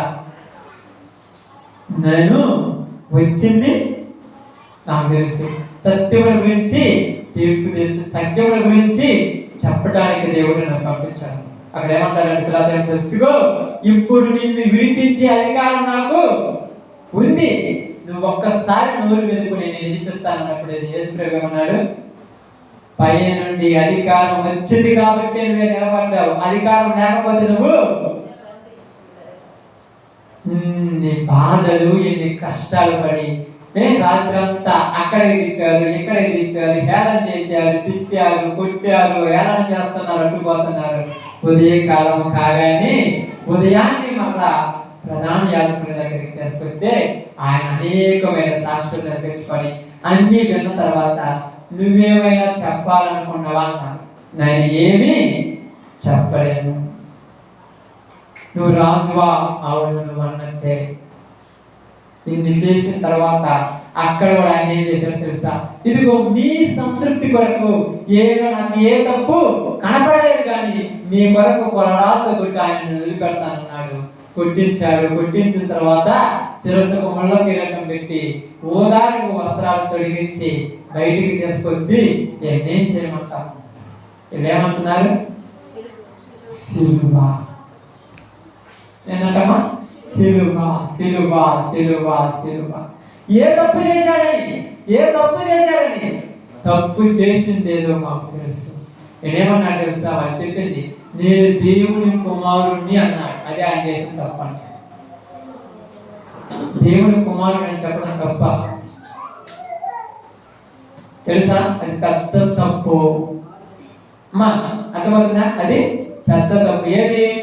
మేము దేవుని బిడ్డలమంటాము. మీకు అర్థం కాదా? మీరు 10 మందిలో పోయి మేము దేవుని బిడ్డలమనండి, మిమ్మల్ని ఏం చూస్తారు తెలుసా? నిజంగా మీరు దేవుని బిడ్డరా? అబ్బో పైనుంచి పుట్టారా మీరే అంటారు. అది పెద్ద తప్పు. ఇప్పుడు మనం చెప్పుకోవడానికి ఏమంటారు తెలుసా? అందుకే మీరు ఒప్పుకోవాలి తెలుసా? మంది ఒప్పుకుంటారా? మేము ప్రార్థన పోయే వాళ్ళని ఒప్పుకోగలరా? తప్పు, చాలా పెద్ద తప్పు అయిపోయింది. మేము యేసు ప్రభువుని నమ్ముకున్నామని ఒప్పుకోలేము. ఒప్పుకోవాలంటే చాలా బాధ భరించాలి. అప్పుడు ఒప్పుకున్నవాడికి ఏదైనా నేను పుట్టిన కాడి కానీ ఏదైనా ఊళ్ళో పోయి ఫంక్షన్ పోయి నేను ప్రార్థన పోయేదాన్ని నేను అనుకున్నాం అనుకో, అందరూ ఒకవైపు ఉంటారు, నేను ఒక్కదాన్ని ఒక పక్కన పెడతాను. నువ్వు అలాగే కలవాలని కూడా నేను కలవలేదు. ఏంటంటే నేను తింటే మాతో ఉండమంటారు, నేను తిన్నంటే అయితే పక్క పోమంటారు. నువ్వేం చేయవుగా, నువ్వు వద్దుగా. అలానే మాటలు మనకి అట్టుంటాయి తెలుసా? సూదులు తీసుకొని పొడుస్తుంటే అంత నొప్పి అప్పుడు అంతకంటే బాగా అంటారు మాటలు. అందుకని చాలా మంది ఏం చేస్తారు తెలుసా? ప్రార్థన ఇదే. ఎంతమంది లేరు కదా? 195 మంది ఉన్నారు. ప్రార్థన పెట్టాడు, ప్రార్థన లక్కే. వీడికి వచ్చిన దగ్గర మీ లక్కే. మీరు పెట్టే తింటాను, మీ దగ్గర కూర్చుంటాను, మీరు పాడే పాట పాడతాను, మీ దగ్గర ఉంటాను, మీరు దగ్గర నేను అన్ని చేస్తాను అంటే అది ఎట్లుండాలి? ప్రార్థన పోయారు. మరి వాళ్ళని దరిద్రంగా ఉంటారు. ఎట్లున్నారంట? ఈ దరిద్రంగా ఉన్నారంట. వాళ్ళలాగా ఎలాగా ఉండడం కుదిరితే యేసు ప్రభు అలా ఉండేవాడైతే ఈరోజు ఆయన కొలువుండేది కాదు. ఈరోజు మనలో చాలా మందిని అలానే ఉంటున్నాము కదా. ఆడికి దగ్గర వాళ్ళలా, వీడికి వచ్చిన దగ్గర ఎందుకు అలా ఉంటారు? వాళ్ళలా ఉండకపోతే ఏమి మనకు నచ్చం. అందరికి అన్నట్టుంటే నీకు ఇయ్యలేదు అనుకో, ఏంది నాకు ఇయ్యలేదు అని అడగటానికి కూడా సాధగా. ఎందుకు? ఒకవేళ అడిగినవా ఏమంటా? నేను మీకు అవసరం లేదుగా ప్రార్థన పేరుకి. ఏంటి వీటన్నిటితో మీకు పని లేదుగా, సీఎంలో మీరు పెట్టించుకోరుగా, బాక్స్ మీకు అవసరం లేదుగా, మీకు ఏంటి పని లేదుగా. ఈ అన్నిటికంటే ప్రార్థన బాగాలేదని ఒక మాటతో బాధిగా ఎన్ని బాధలు ప్రార్థన పోతున్నామంటే అన్నీ పోతాయి. మొత్తం పోతాయి. అందుకని చదువుకునే పిల్లల యొక్క రిజిస్టర్లలో, అంటే వాళ్ళు చదువుకునేటువంటి రిజిస్టర్లలో క్రిస్టియన్ అని పేరు పెట్టిస్తారు. ఎవరు ఎందుకు పెట్టిస్తారు? ఏమి రావు, ఏమి రావు. అందువల్ల ఒకే దేవుడికి తెలుసు అంటారు. ఏం తెలుసు? మనుషుల ముందు ఒప్పుకోలేదు, దేవుడికి కాదు తెలుసు. ఏం నేర్చుకున్నారు కైతో నాకు అర్థం కాలేదు. ఈరోజు ఏడుతారు, రేపుతారు, తింటారు. ఏం నేర్చుకున్నారు? అందుకని ఆయన కొట్టించి తిట్టించి అది చేసి ఇది చేసి అన్ని చేసి ఇప్పుడు ఏం చేయమంటారు అంటే కింద వాళ్ళందరూ అంటున్నారు సిలువ వేయండి, సిలువ వేయండి అన్నాడు. మళ్ళీ ఒక అవకాశం ఇచ్చింది. ఇదిగో ఈ పండగ కదా, ఈ పండగలో నేను ఒకరిని విడుదల చేయాలి. నేను పరబ్బాను విడుదల చేయాలా, యేసు ప్రభుని విడుదల చేయాలా. అవకాశం దొరికింది ప్రభు, అవకాశం ఇచ్చినందుకు నీకు స్తోత్రాలు అనుకున్నాడు ఆ పిలాతు. యేసు ప్రభుని విడుదల చేస్తున్నాను పండగ సందర్భంగాని సంతకం పెట్టకపోతే అందరూ ఏమన్నారు తెలుసా? మా పొద్దు యేసు ప్రభు, మాకు పరబ్బా కావాలి. ఉన్న అవకాశం కూడా ఏమైంది? మీకు ఉన్న అవకాశం కూడా ఏమవుతాయి? ఇంకా చివరికి చిక్కుపోతారు మీరు అంతే.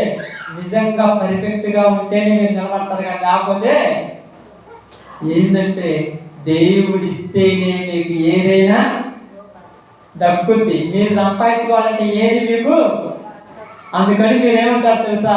చాలా ప్రయాసపడతారు. అందుకే మనకు ఉన్నాయి కూడా పోతాయి చాలా. దేవుడు ఇచ్చేంత వరకు ఎదురు చూడు. ఆయన ఎప్పుడు ఇస్తాడు అన్నట్టే ఆయన తెలుసు నీకు ఎప్పుడు ఏది ఇవ్వాలి. తెలియదా? మీకు చాలాసార్లు చెప్పాను. మీ పిల్లలు ఉన్నారనుకోండి, ఇప్పుడు వాడు ఉన్నారనుకోండి, కొంచెం సని కాదు, వాడికి వాళ్ళ నాన్న బయట తీసుకుందా? ఎందుకు? అది నీకు ఎప్పుడు ఏది ఇవ్వాలో దేవుడికి తెలుసు. మీరు ఎందుకు ప్రయాసపడతారు? నాకు అర్థం కాదా? ఇప్పుడు మీరు ప్రయాసపడడానికి ఏమవుతుంది? తప్పు దారులలో దొరికి సంపాదించుకోవాలి తప్పని. ఇంకా అంతే కదా, తప్పుడు దారులలో సంపాదించుకోవాలి. తప్పుడు దారులు అంటే ఏంటి? అవి మనకు కరెక్టే, దేవుడికి తప్పు. మన తప్పు దారులు చేసుకోవాలి. ఏం తెలుసా? అక్రమ సంపాదన కోసము, అన్యాయ సంపాదన కోసం పోయి కొవ్వల మూట కట్టుకొని నువ్వు సంపాదించుకొని ఇల్లులు కట్టుకొని మేడలు కట్టుకొని కారులు కొనుక్కొని వాటిల్లో తిరిగినా నీకేముండదంట? తృప్తి ఉండదు. పాపం చాలా మంది ఇలాగ సంపాదించుకొని ఉంటారు, చివరికి అనుభవించరు. ఇంత పెద్దది కట్టుకున్నాడే అంటూ ఉండకుండా పోయినట్టు. ఎందుకు ఉండడు? తప్పుదారులు కట్టేసుకుని ఉంటాయి అనుకో. ఎవరికి నిన్ను దాంట్లో ఉండేది దేవుడు. తర్వాత దాంట్లో ఎవరుంటారు చెప్పండి? తప్పుడు వాళ్ళే ఉంటారు. పిల్లలైనా తప్పుదారులు నడుచోళ్ళు అక్కడ అనుభవిస్తారు, మంచిదారులు నడుచోళ్ళు అనుభవించరు. కాబట్టి ఇప్పుడేం జరిగిందంటే ఇక్కడ బాగా గమనించి ఆలోచిస్తే ఆయన్ని చేసిన తర్వాత బరబ్బా విడుదల చేసిన తర్వాత ఇప్పుడు ఏం చేశారంటే బాగా గమనించండి. ఇప్పుడు ఏమంటున్నారు చూడండి. విడుదల చేసిన తర్వాత శిలువ మరణానికి అప్పగించడానికి వాళ్ళందరినీ పంపించేసి శిలువకు అప్పగించేశారు. శిలువకు అప్పగించారు. ఇప్పుడు శిలువ మోసుకొని పోయాడు. శిలువ మోసుకొని పోయిన తర్వాత అక్కడ పడుతున్నటువంటి ఆ కష్టాలు మనం అనుభవించాలి. ఈరోజు ఉదయం 6 గంటల నుంచి ఉదయం 9 గంటల దాకా 3 గంటల టైం ఆయన పడిన కష్టము ఏ మనుషుడు పడ్డాడు? వరకు రాత్రి 10 గంటల నుంచి ఉదయం 9 గంటల దాకా ఆయన పడిన వేదన ఎవరు పడలేదా? మనం పడ్డారు. ఒక పక్క తిడుతుంటే తలంచుకున్నాడు, ఒక పక్క ఇంకొకటి అంటుంటే తలంచుకున్నాడు. ఈదురు రాజా నీకు శుభము, 2 తీసుకొని కొడుతున్నారు, ఉదారంగా వస్త్రం వేయించారు, మోకాళ్ళ మీద కూర్చోబెడుతున్నారు, చేయి ప్రార్థన అంటున్నారు. మనకి ఇష్టమైతేనే మనం చెయ్యం, ఇంకొక చేయబడి చేస్తామా? అది ఇలాంటి సందర్భంగా చేయబడి చేస్తామా? 10 మంది కూర్చున్న దగ్గర 100 మంది ఉన్న దగ్గర ప్రార్థన చేయబడి శాస్త్రమా? మేము ఒక హాస్పిటల్కి వెళ్ళిన తర్వాత హాస్పిటల్ నిండా జనాలు, ఫుల్లుకి జనాలు ఉన్నారు. ఒక ఆమె వచ్చింది, అందరూ మోకాళ్ళ కూర్చొని ప్రార్థించింది. చాలా మంది ఏమనుకుంటున్నారు తెలుసా? ఆమె ప్రార్థన చేసుకుంటుంది అనుకుంటున్నారు. కానీ ఆమె ఏమనుకుంటుంది తెలుసా? వీళ్ళందరూ నన్ను ఏమని అనుకుంటారేమో విడియంతో చేస్తుంది ప్రార్థన. ఇదే విధంగా నేను ఒక 4 నెలల క్రితం 5 నెలల క్రితము ప్రసాదం బాగా నర్సరాపేట హాస్పిటల్కి వెళ్ళినప్పుడు అక్కడ నైట్ ఉండాల్సి వచ్చింది. మేము ఉండకూడదు అనుకున్నా, ఉండాల్సి వచ్చింది. ఉదయం మేలుకూర్చాము 3 గంటలకు వేసింది ఒక ఆమె. అక్కడ వాచ్మెన్ పనిచేసాము. పెద్ద హాల్ పెట్టారు, ఇక్కడ బొమ్మలు పెట్టారు, అక్కడ అందరం పూజలు చేసేది. ఇటు పక్కనే కూర్చొని మొక్కలు కూర్చొని ఆ కింద ఫ్లోర్ మొత్తం ప్రార్థన చేస్తున్నా. నాకు మైండ్ బ్లాక్ అయింది. అసలు ఏంటి ఇక్కడ ప్రార్థన పడుతుంది? ఆడ చుట్టుపక్కల చూద్దాం. కింద కూర్చుంది, ఇటు వల్ల బొమ్మంటే ఇటు పక్క కూర్చొని మోకాళ్ళని 2 చేతులు పైకెత్తి స్తోత్రాలని అక్కడ వచ్చే పేషెంట్ల గురించి అందరి గురించి ప్రార్థన చేస్తాం. కనీసం మన ఇంట్లో కూడా మనం ప్రార్థన చేయడం చేతగా తెలుస్తాం. చేయమంటే ఏమంటావు తెలుసా? నేను మనసులో చేసుకుంటున్నామంట. మనసులో చేసుకుంటే దేవుడు జరుగుతుందక్క. ఎందుకంటే ప్రార్థన చేసుకుంటే ఏడ చిన్న చూపు అవుతుంది. భోజనం ఏదో 10 మందిలో కూర్చొని ఎందుకంటో మనసులో తినొచ్చుగా. ప్రార్థన చీపా? అవును, మరి క్రైస్తవులకు ప్రార్థన అంటే చాలా చీప్ తెలుసా? చాలా చీప్. ఎంత చీప్ అంటే కాలు చేసుకుని చెప్పుకై నిలుగుతారు కానీ ప్రార్థనకి వెళ్ళి చెప్పు పోతే 10 సార్లు ఎదుగుతారు. ప్రార్థన చేయకపోతే రేపు చేసుకుందాం అంటారు. నేను బాధపడదు, నిజం చెప్తున్నాను. కాబట్టి ఇప్పుడు యేసు ప్రభువు శిలువ మరణానికి అప్పగించే ముందు రాత్రి జరిగిన సందర్భం ఈరోజు క్రైస్తవులు లేదు. మొఖం మీద ముద్దే తుడుచుకుంటున్నాడు. జుట్టు పట్టుకొని లాగుతుంటే అనుకుంటున్నాడు. బూతు మాటలు నోటికి వచ్చిందల్లా అంటుంటే మౌనంగా నేను ఎవరు మూసుకుంటున్నాడు. ఇదిగో రాజా, నిన్ను రాజుని చేస్తాము మా మాట అంటే విన్నాడా? మనం రాజుని చేస్తామంటే మనం 5,000 రూపాయలు ఇస్తామంటే అన్నిటికీ అవ్వకపోతాం జనాలు. పాస్టర్లు కూడా ఇక్కడ చెప్పులు చాపుతున్నారు ఈ రోజు. 5,000 ఇస్తానంటే చెయ్యి చాపుతున్నారు ఈ రోజు. పోయి వాళ్ళ దగ్గర పోయి మీరు చేసే తప్పు అంటే మా భక్తి మీకేం తెలుసులే, మీ పనికిరాని మా ఇంటి పనికి వచ్చాయంటారు. ఏం తెలుసు? తీర్పు తీర్చే దేవుడు అన్నాడు, అందువరకు వచ్చుకుంటున్నాం అంతే. బాగా ఆలోచించండి. కాబట్టి ఈరోజు బాగా గమనించి ఆలోచిస్తే ఇక్కడ అదే చెప్తున్నాడు. ఆయన ఏమంటున్నాడు తెలుసా? ఇదిగో తీసుకెళ్ళారు, సిలువలకు అప్పగించారు. సిలువ మీదకి ఎత్తిన తర్వాత సిలువ మీద ఉన్నప్పుడు ఆయన పలికిన 2వ మాటే, నేను నాతో కూడా ఇప్పుడు ఆపోతామండి. లోకస్వార్థానికి ఆయన ఎందుకు అన్నాడు ఆ మాట? లోకస్వార్థ 23 అధ్యాయం 43 వచ్చిన 23 అధ్యాయము 39 చదువుకుంటాం జాగ్రత్తగా. ఏందమ్మా? వేలాడి వేయబడిన నేరస్తులలో ఒకడు ఆయనను దూషించుచు, నీవు క్రీస్తువు కాదా? నిన్ను నీవు రక్షించుకొనుము, మమ్మును రక్షింపుము అని చెప్పాను. అయితే 2వ వాడు వారిని గద్దించి, నీవు అదే శిక్షలో ఉన్నావు కనుక దేవునికి భయపడవా?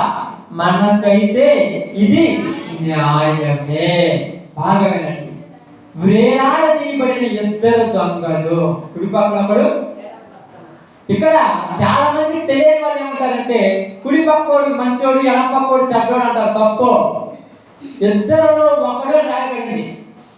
ఎడమవాడు ఇట్టన్నాడు, కుడివాడు ఇట్టన్నాడు అని రాయబడింది. అడన్నా మత్తయి సువార్తలో కానీ, మార్కు సువార్తలో కానీ, లూకా సువార్తలో మన వాళ్ళకి వచ్చిన ఆచారముడు. కుడివాడు మంచోడు, కుడి పక్క దొంగలాగా నన్ను కాపాడు ప్రభువా, ఎడం పక్కోలాగా నన్ను నాశనం చేయొద్దు ఊరి నేర్పించాడు. మొదటి వాడు ఏమన్నాడంట? ఆ చదవడం ఏమన్నాడు చూడండి. వేలాడదీయబడిన నేరస్తుల్లో ఒకడు ఆయనను దూషించుచు, నీవు క్రీస్తువు కదా, నిన్ను నువ్వు రక్షించుకొనుము, మమ్మను రక్షించమని చెప్పాను. అయితే 2వ వాడు మొదటి వాడు 2వ వాడు, కుడి పక్కన వాడు ఎడం పక్కన వాడు నేను రాయగా. మొదటి వాడు 2వ వాడు. కుడి ఎడమనింది కానీ ఈడు ఆ మాట అన్నాడు, ఈ మాట అన్నాడు అని రాయబడ్డా. కాబట్టి బైబిల్ మొత్తం చదువుకున్న తర్వాత అడగండి. కాబట్టి ఇప్పుడు దూషిస్తున్నాడు. ఎప్పుడు? మరణానికి ఆల్రెడీ దగ్గర పడ్డాడు. రేపు 1 గంటలో అరగంట చచ్చిపోతాడు. చచ్చిపోయేటప్పుడు కూడా యేసు ప్రభువుని తిడుతున్నారేంటి వీళ్ళు? అప్పుడేమో బుద్ధి ఉండదుగా జనాలకు. చచ్చేటప్పుడు కూడా ఏమంటారు తెలుసా? ఏ ప్రార్థన? ఓ ప్రార్థన మీరు ఇంట్లో భార్య ప్రార్థన చేస్తుంటే ఆయన కొరకు మంచం మీద పండుకొని అంటాడు, ఏ ప్రార్థన? నీ ప్రార్థన గొప్ప ప్రార్థన. చచ్చిపోయేటప్పుడు నేను బుద్ధి రాదా జనాలకు? ఇది చచ్చేటప్పుడు కూడా బుద్ధి రాలా. ఏమనుకుంటున్నాడు తెలుసా? నిన్ను నువ్వు రక్షించుకొని ఎందుకు రక్షించాలి? నిన్ను అసలు నిన్ను ఎందుకు రక్షించాలి నాకు అర్థం కాదా? నువ్వేం మంచి పని చేసావు నేను రక్షించాలి? చివరి టైంలో పశ్చాత్తాపం నీకు. అందుకని ఏమంటున్నారు? రెండో వాడు చూడండి, రెండో వాడు ఏమంటున్నాడు? అయితే రెండో వాడు వాడిని గద్దించి, నీవు అదే శిక్షలో ఉన్నావు గనుక ఎంత పాపంలో ఉన్నా, ఎన్ని బాధలో ఉన్నా దేవుడు అంటే భయం లేదు నీకు?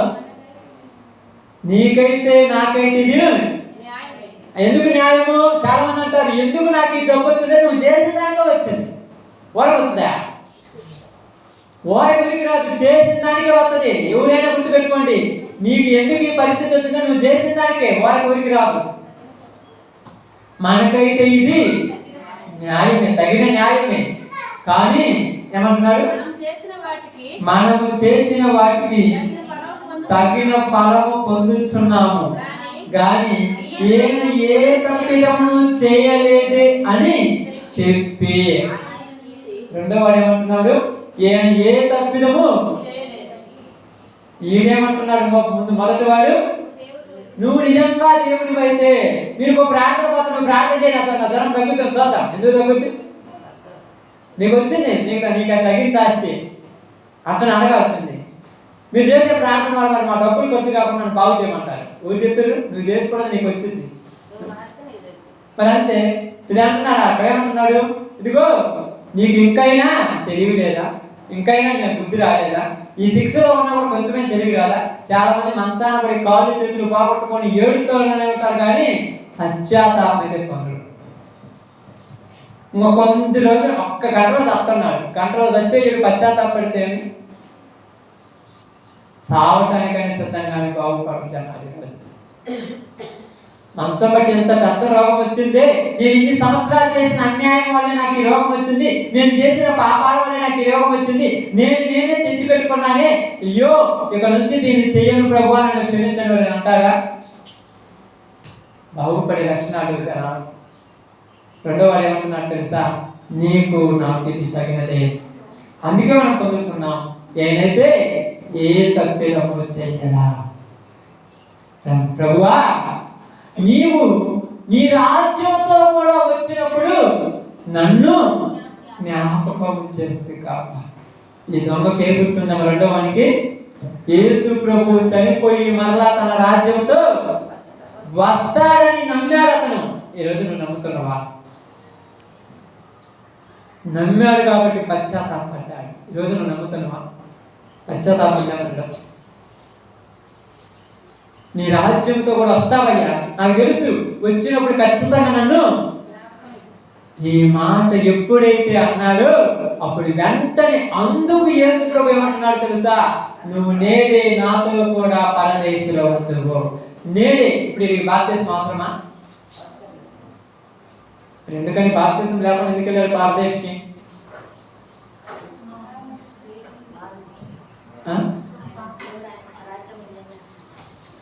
ఇంకా చెప్తా, చాలా చిన్న సబ్జెక్ట్ అది. ఒక మాట చెప్పాలంటే అప్పటి వరకు బాప్తిస్మం అనేది ఆజ్ఞ లేదు.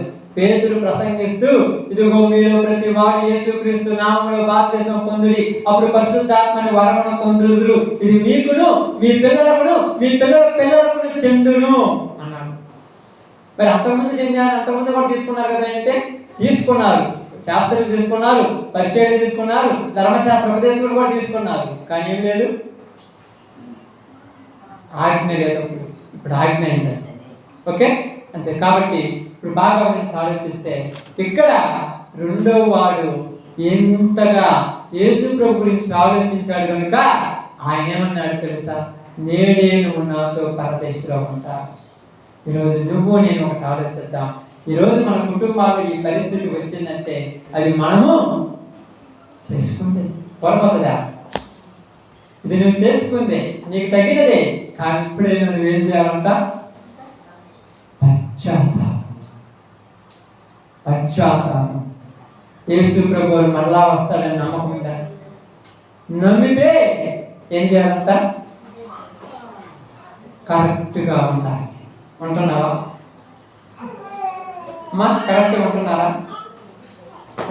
మరలా ఆయన వస్తాడు, వచ్చిన తర్వాత నన్ను తీసుకుపోతాడని నమ్మకం ఉందా? అంటే కరెక్ట్గా ఉంటున్నారా? కరెక్ట్ అంటే ఓర్చుకోవాలి. ఆ రాత్రి అంతా ఆయన ఓర్చుకున్నాడు తెలుసా? మరి నువ్వు ఓర్చుకుంటున్నావా? నీ ఇంట్లో వాళ్ళంటేనే ముక్కు మీద కొత్తది పాపం, ఇట్టాటోళ్ళు అట్టాటోళ్ళు అబ్బాయి ఇలా మొక్కలు అప్పుడు చూడాలి ఎట్లుంటే దెయ్యాలు చచ్చని ఇలా మొక్కలు అంటుంటారు. అంత పాపం ఓర్పు లేదు. కనీసం ఒక్క మనిషిని ఓర్చుకోవాలని నేను ఓర్చుకుంటాను. ఓర్చుకునేది నీ ఓపిక ఏదో, నీ దీర్ఘశాంతం ఏది?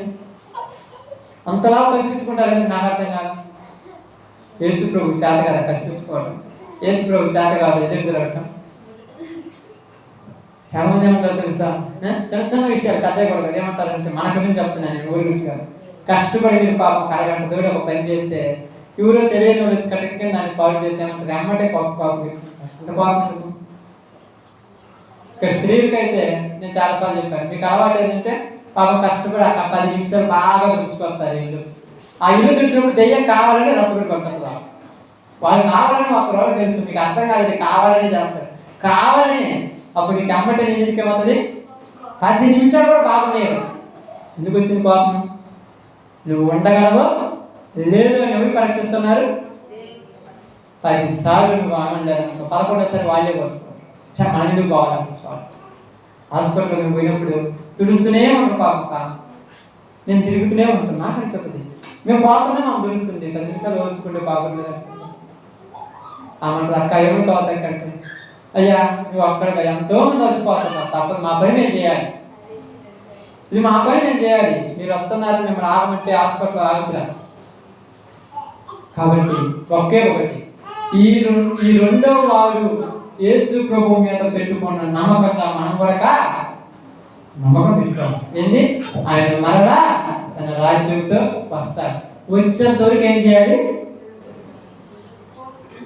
ఓపికతో ఎదురు చూడాలి. అదే మనం అడగాల్సింది. కాబట్టి ఈరోజు గుడ్ ఫ్రైడే అనే ఒక మంచి శుభ శుక్రవారం చేసుకుంటున్నారు. అలా పాపం తప్పేమో నేను అనట్లా, కానీ ఇది ఎందుకు చేసుకుంటున్నారు అనేది మీకు మొత్తం క్లారిటీ చెప్పాను. ఒక గంట 25 నిమిషాలు.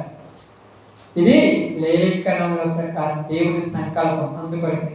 కానీ ఈరోజు నీకు నాకు మొత్తానికి ఒక్క మాట ఏం చెప్తున్నా తెలుసా? నువ్వు నేను మనము కూడా ఆ దొంగవాడు వెళ్ళినట్టుగా పరదేశంలోకి వెళ్ళాలంటే మనం కూడా ఏం చేయాలి తెలుసా? మన గురించి తెలియజేసే రాశారు. బాప్తీసం తీసుకునేటప్పుడు మీకు అందరికి ఒక వాగ్దానం చేశారు. ఆ వాగ్దానం మీరు నెరవేరుస్తున్నారా లేదా? అన్నింటినీ ఓర్చుకుంటానయ్యా, అన్నింటినీ సహిస్తానయ్యా, అన్నింటినీ ఉంటానయ్యా, ఇంతవరకు తెలియక చేశానయ్యా, నన్ను క్షమించు అని ఓర్చుకొని ముందుకు పోతున్నా. అవును, భక్తి అనేది ఈ శుక్రవారం గుడ్ ఫ్రైడే రోజు ఒకరోజు ఉపవాసం ఉంటాను, వారానికి ఒక శుక్రవారం ఉపవాసం ఉంటాను, వారానికి ఒక బుధవారం ఉపవాసం ఉంటాను వచ్చేది కాదు. భక్తి పాపం అనుకొని పరిశుద్ధంగా మారాలి. ఆపమా మాట చెప్పండి, మారాలి. అలా మారితే పరలోకం ఉంటుంది. అలా మారకపోతే మొదటి వాడిలాగే మనం కూడా వెళ్ళిపోతాం. కాబట్టి యేసు ప్రభు మనలో కూడా నేడే మీరు నాతో ఆయనతో చెప్పినట్టుగా పరదేశంలో ఉన్నప్పుడు మనలో కూడా యేసు ప్రభు వారు పరదేశం లేకుంటే తన రాజ్యానికి, పరలోకం అనే తన రాజ్యానికి హక్కుదారుడుగా మార్చాలి. జీవ వృక్షములకు హక్కు గల వారందరూ గుమ్మముల గుండా పట్టణంలోనికి ప్రవేశించగలరు. జయించిన వారిని నా దేవుని ఆలయంలో ఒక స్తంభముగా నిలబెట్టుకుంటాను. ఇన్ని మాటలు చెప్పాడు. అయితే నీకు నాకేం చెప్తున్నాడు? జయించాలి. దేనిని జయించాలంట? ప్రకటన గ్రంథం 2:7లోనే ఒక మాట రాయబడింది. ఒక మాట రాయబడింది. ఒక్క మాట చదువుకున్నాను అంటే చదివిస్తాను అంతే. మెసేజ్ అయితే క్లోజ్ చేశాను. సో ప్రార్థన చేసే ముందు ఇక్కడ 2లోనే 7లోనే ఒక మాట ఏమంటుంది చూడండి. 3:21 నేను జయించి నాతో కూడా ఆయన సింహాసనం మీద కూర్చుని 2:7 చదవమ్మా. 7 చదవండి. చెవి గలవాడు ఆత్మ సంగములతో చెప్తున్న మాట వినుడు గాక. జయించు వానికి దేవుని పరదేశిలో ఉన్న జీవవృక్ష ఫలములను జయించాలి. ఏమి జయించాలి? ఏమి జయించాలి?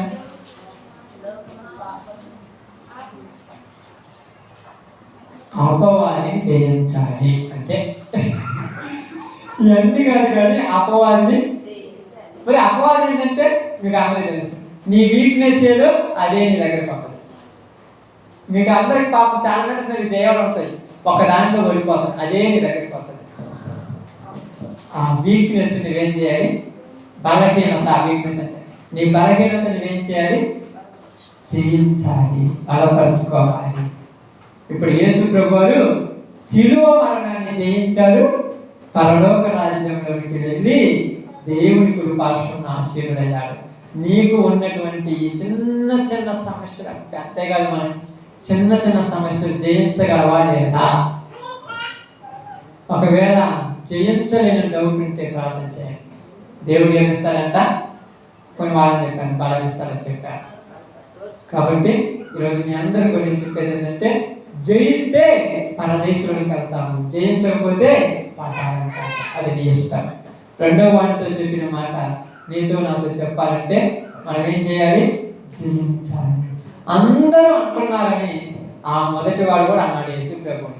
అందరూ చేస్తున్నారని నువ్వు చేయొద్దు, చేసావా పాతాళానికి వెళ్తారు. రెండో వాడు మాట్లాడినట్టుగా నువ్వు మాట్లాడితే పరదేశంలోకి వెళ్తారు. అందరూ అన్నారు, రెండో వాడు ఒక్కడే పాపం ఆ మాట ఒక్కడేగా పరదేశంలో ఉంటా ఉన్నది. మిగతా వాళ్ళందరిని అన్నాడు. కానీ మనం కూడా మిగతా వాళ్ళందరినీ ఏం చేయాలి? మొదటి మాటలో చెప్పినట్టుగా క్షమించు, తప్పేం లేదు, క్షమించే కదా. కాబట్టి పరదేశంలోనికి వెళ్ళాలంటే జయించాలి. అలాంటి భాగ్యం దేవుడు మనకు అనుగ్రహించాను కాక. ఆమేన్.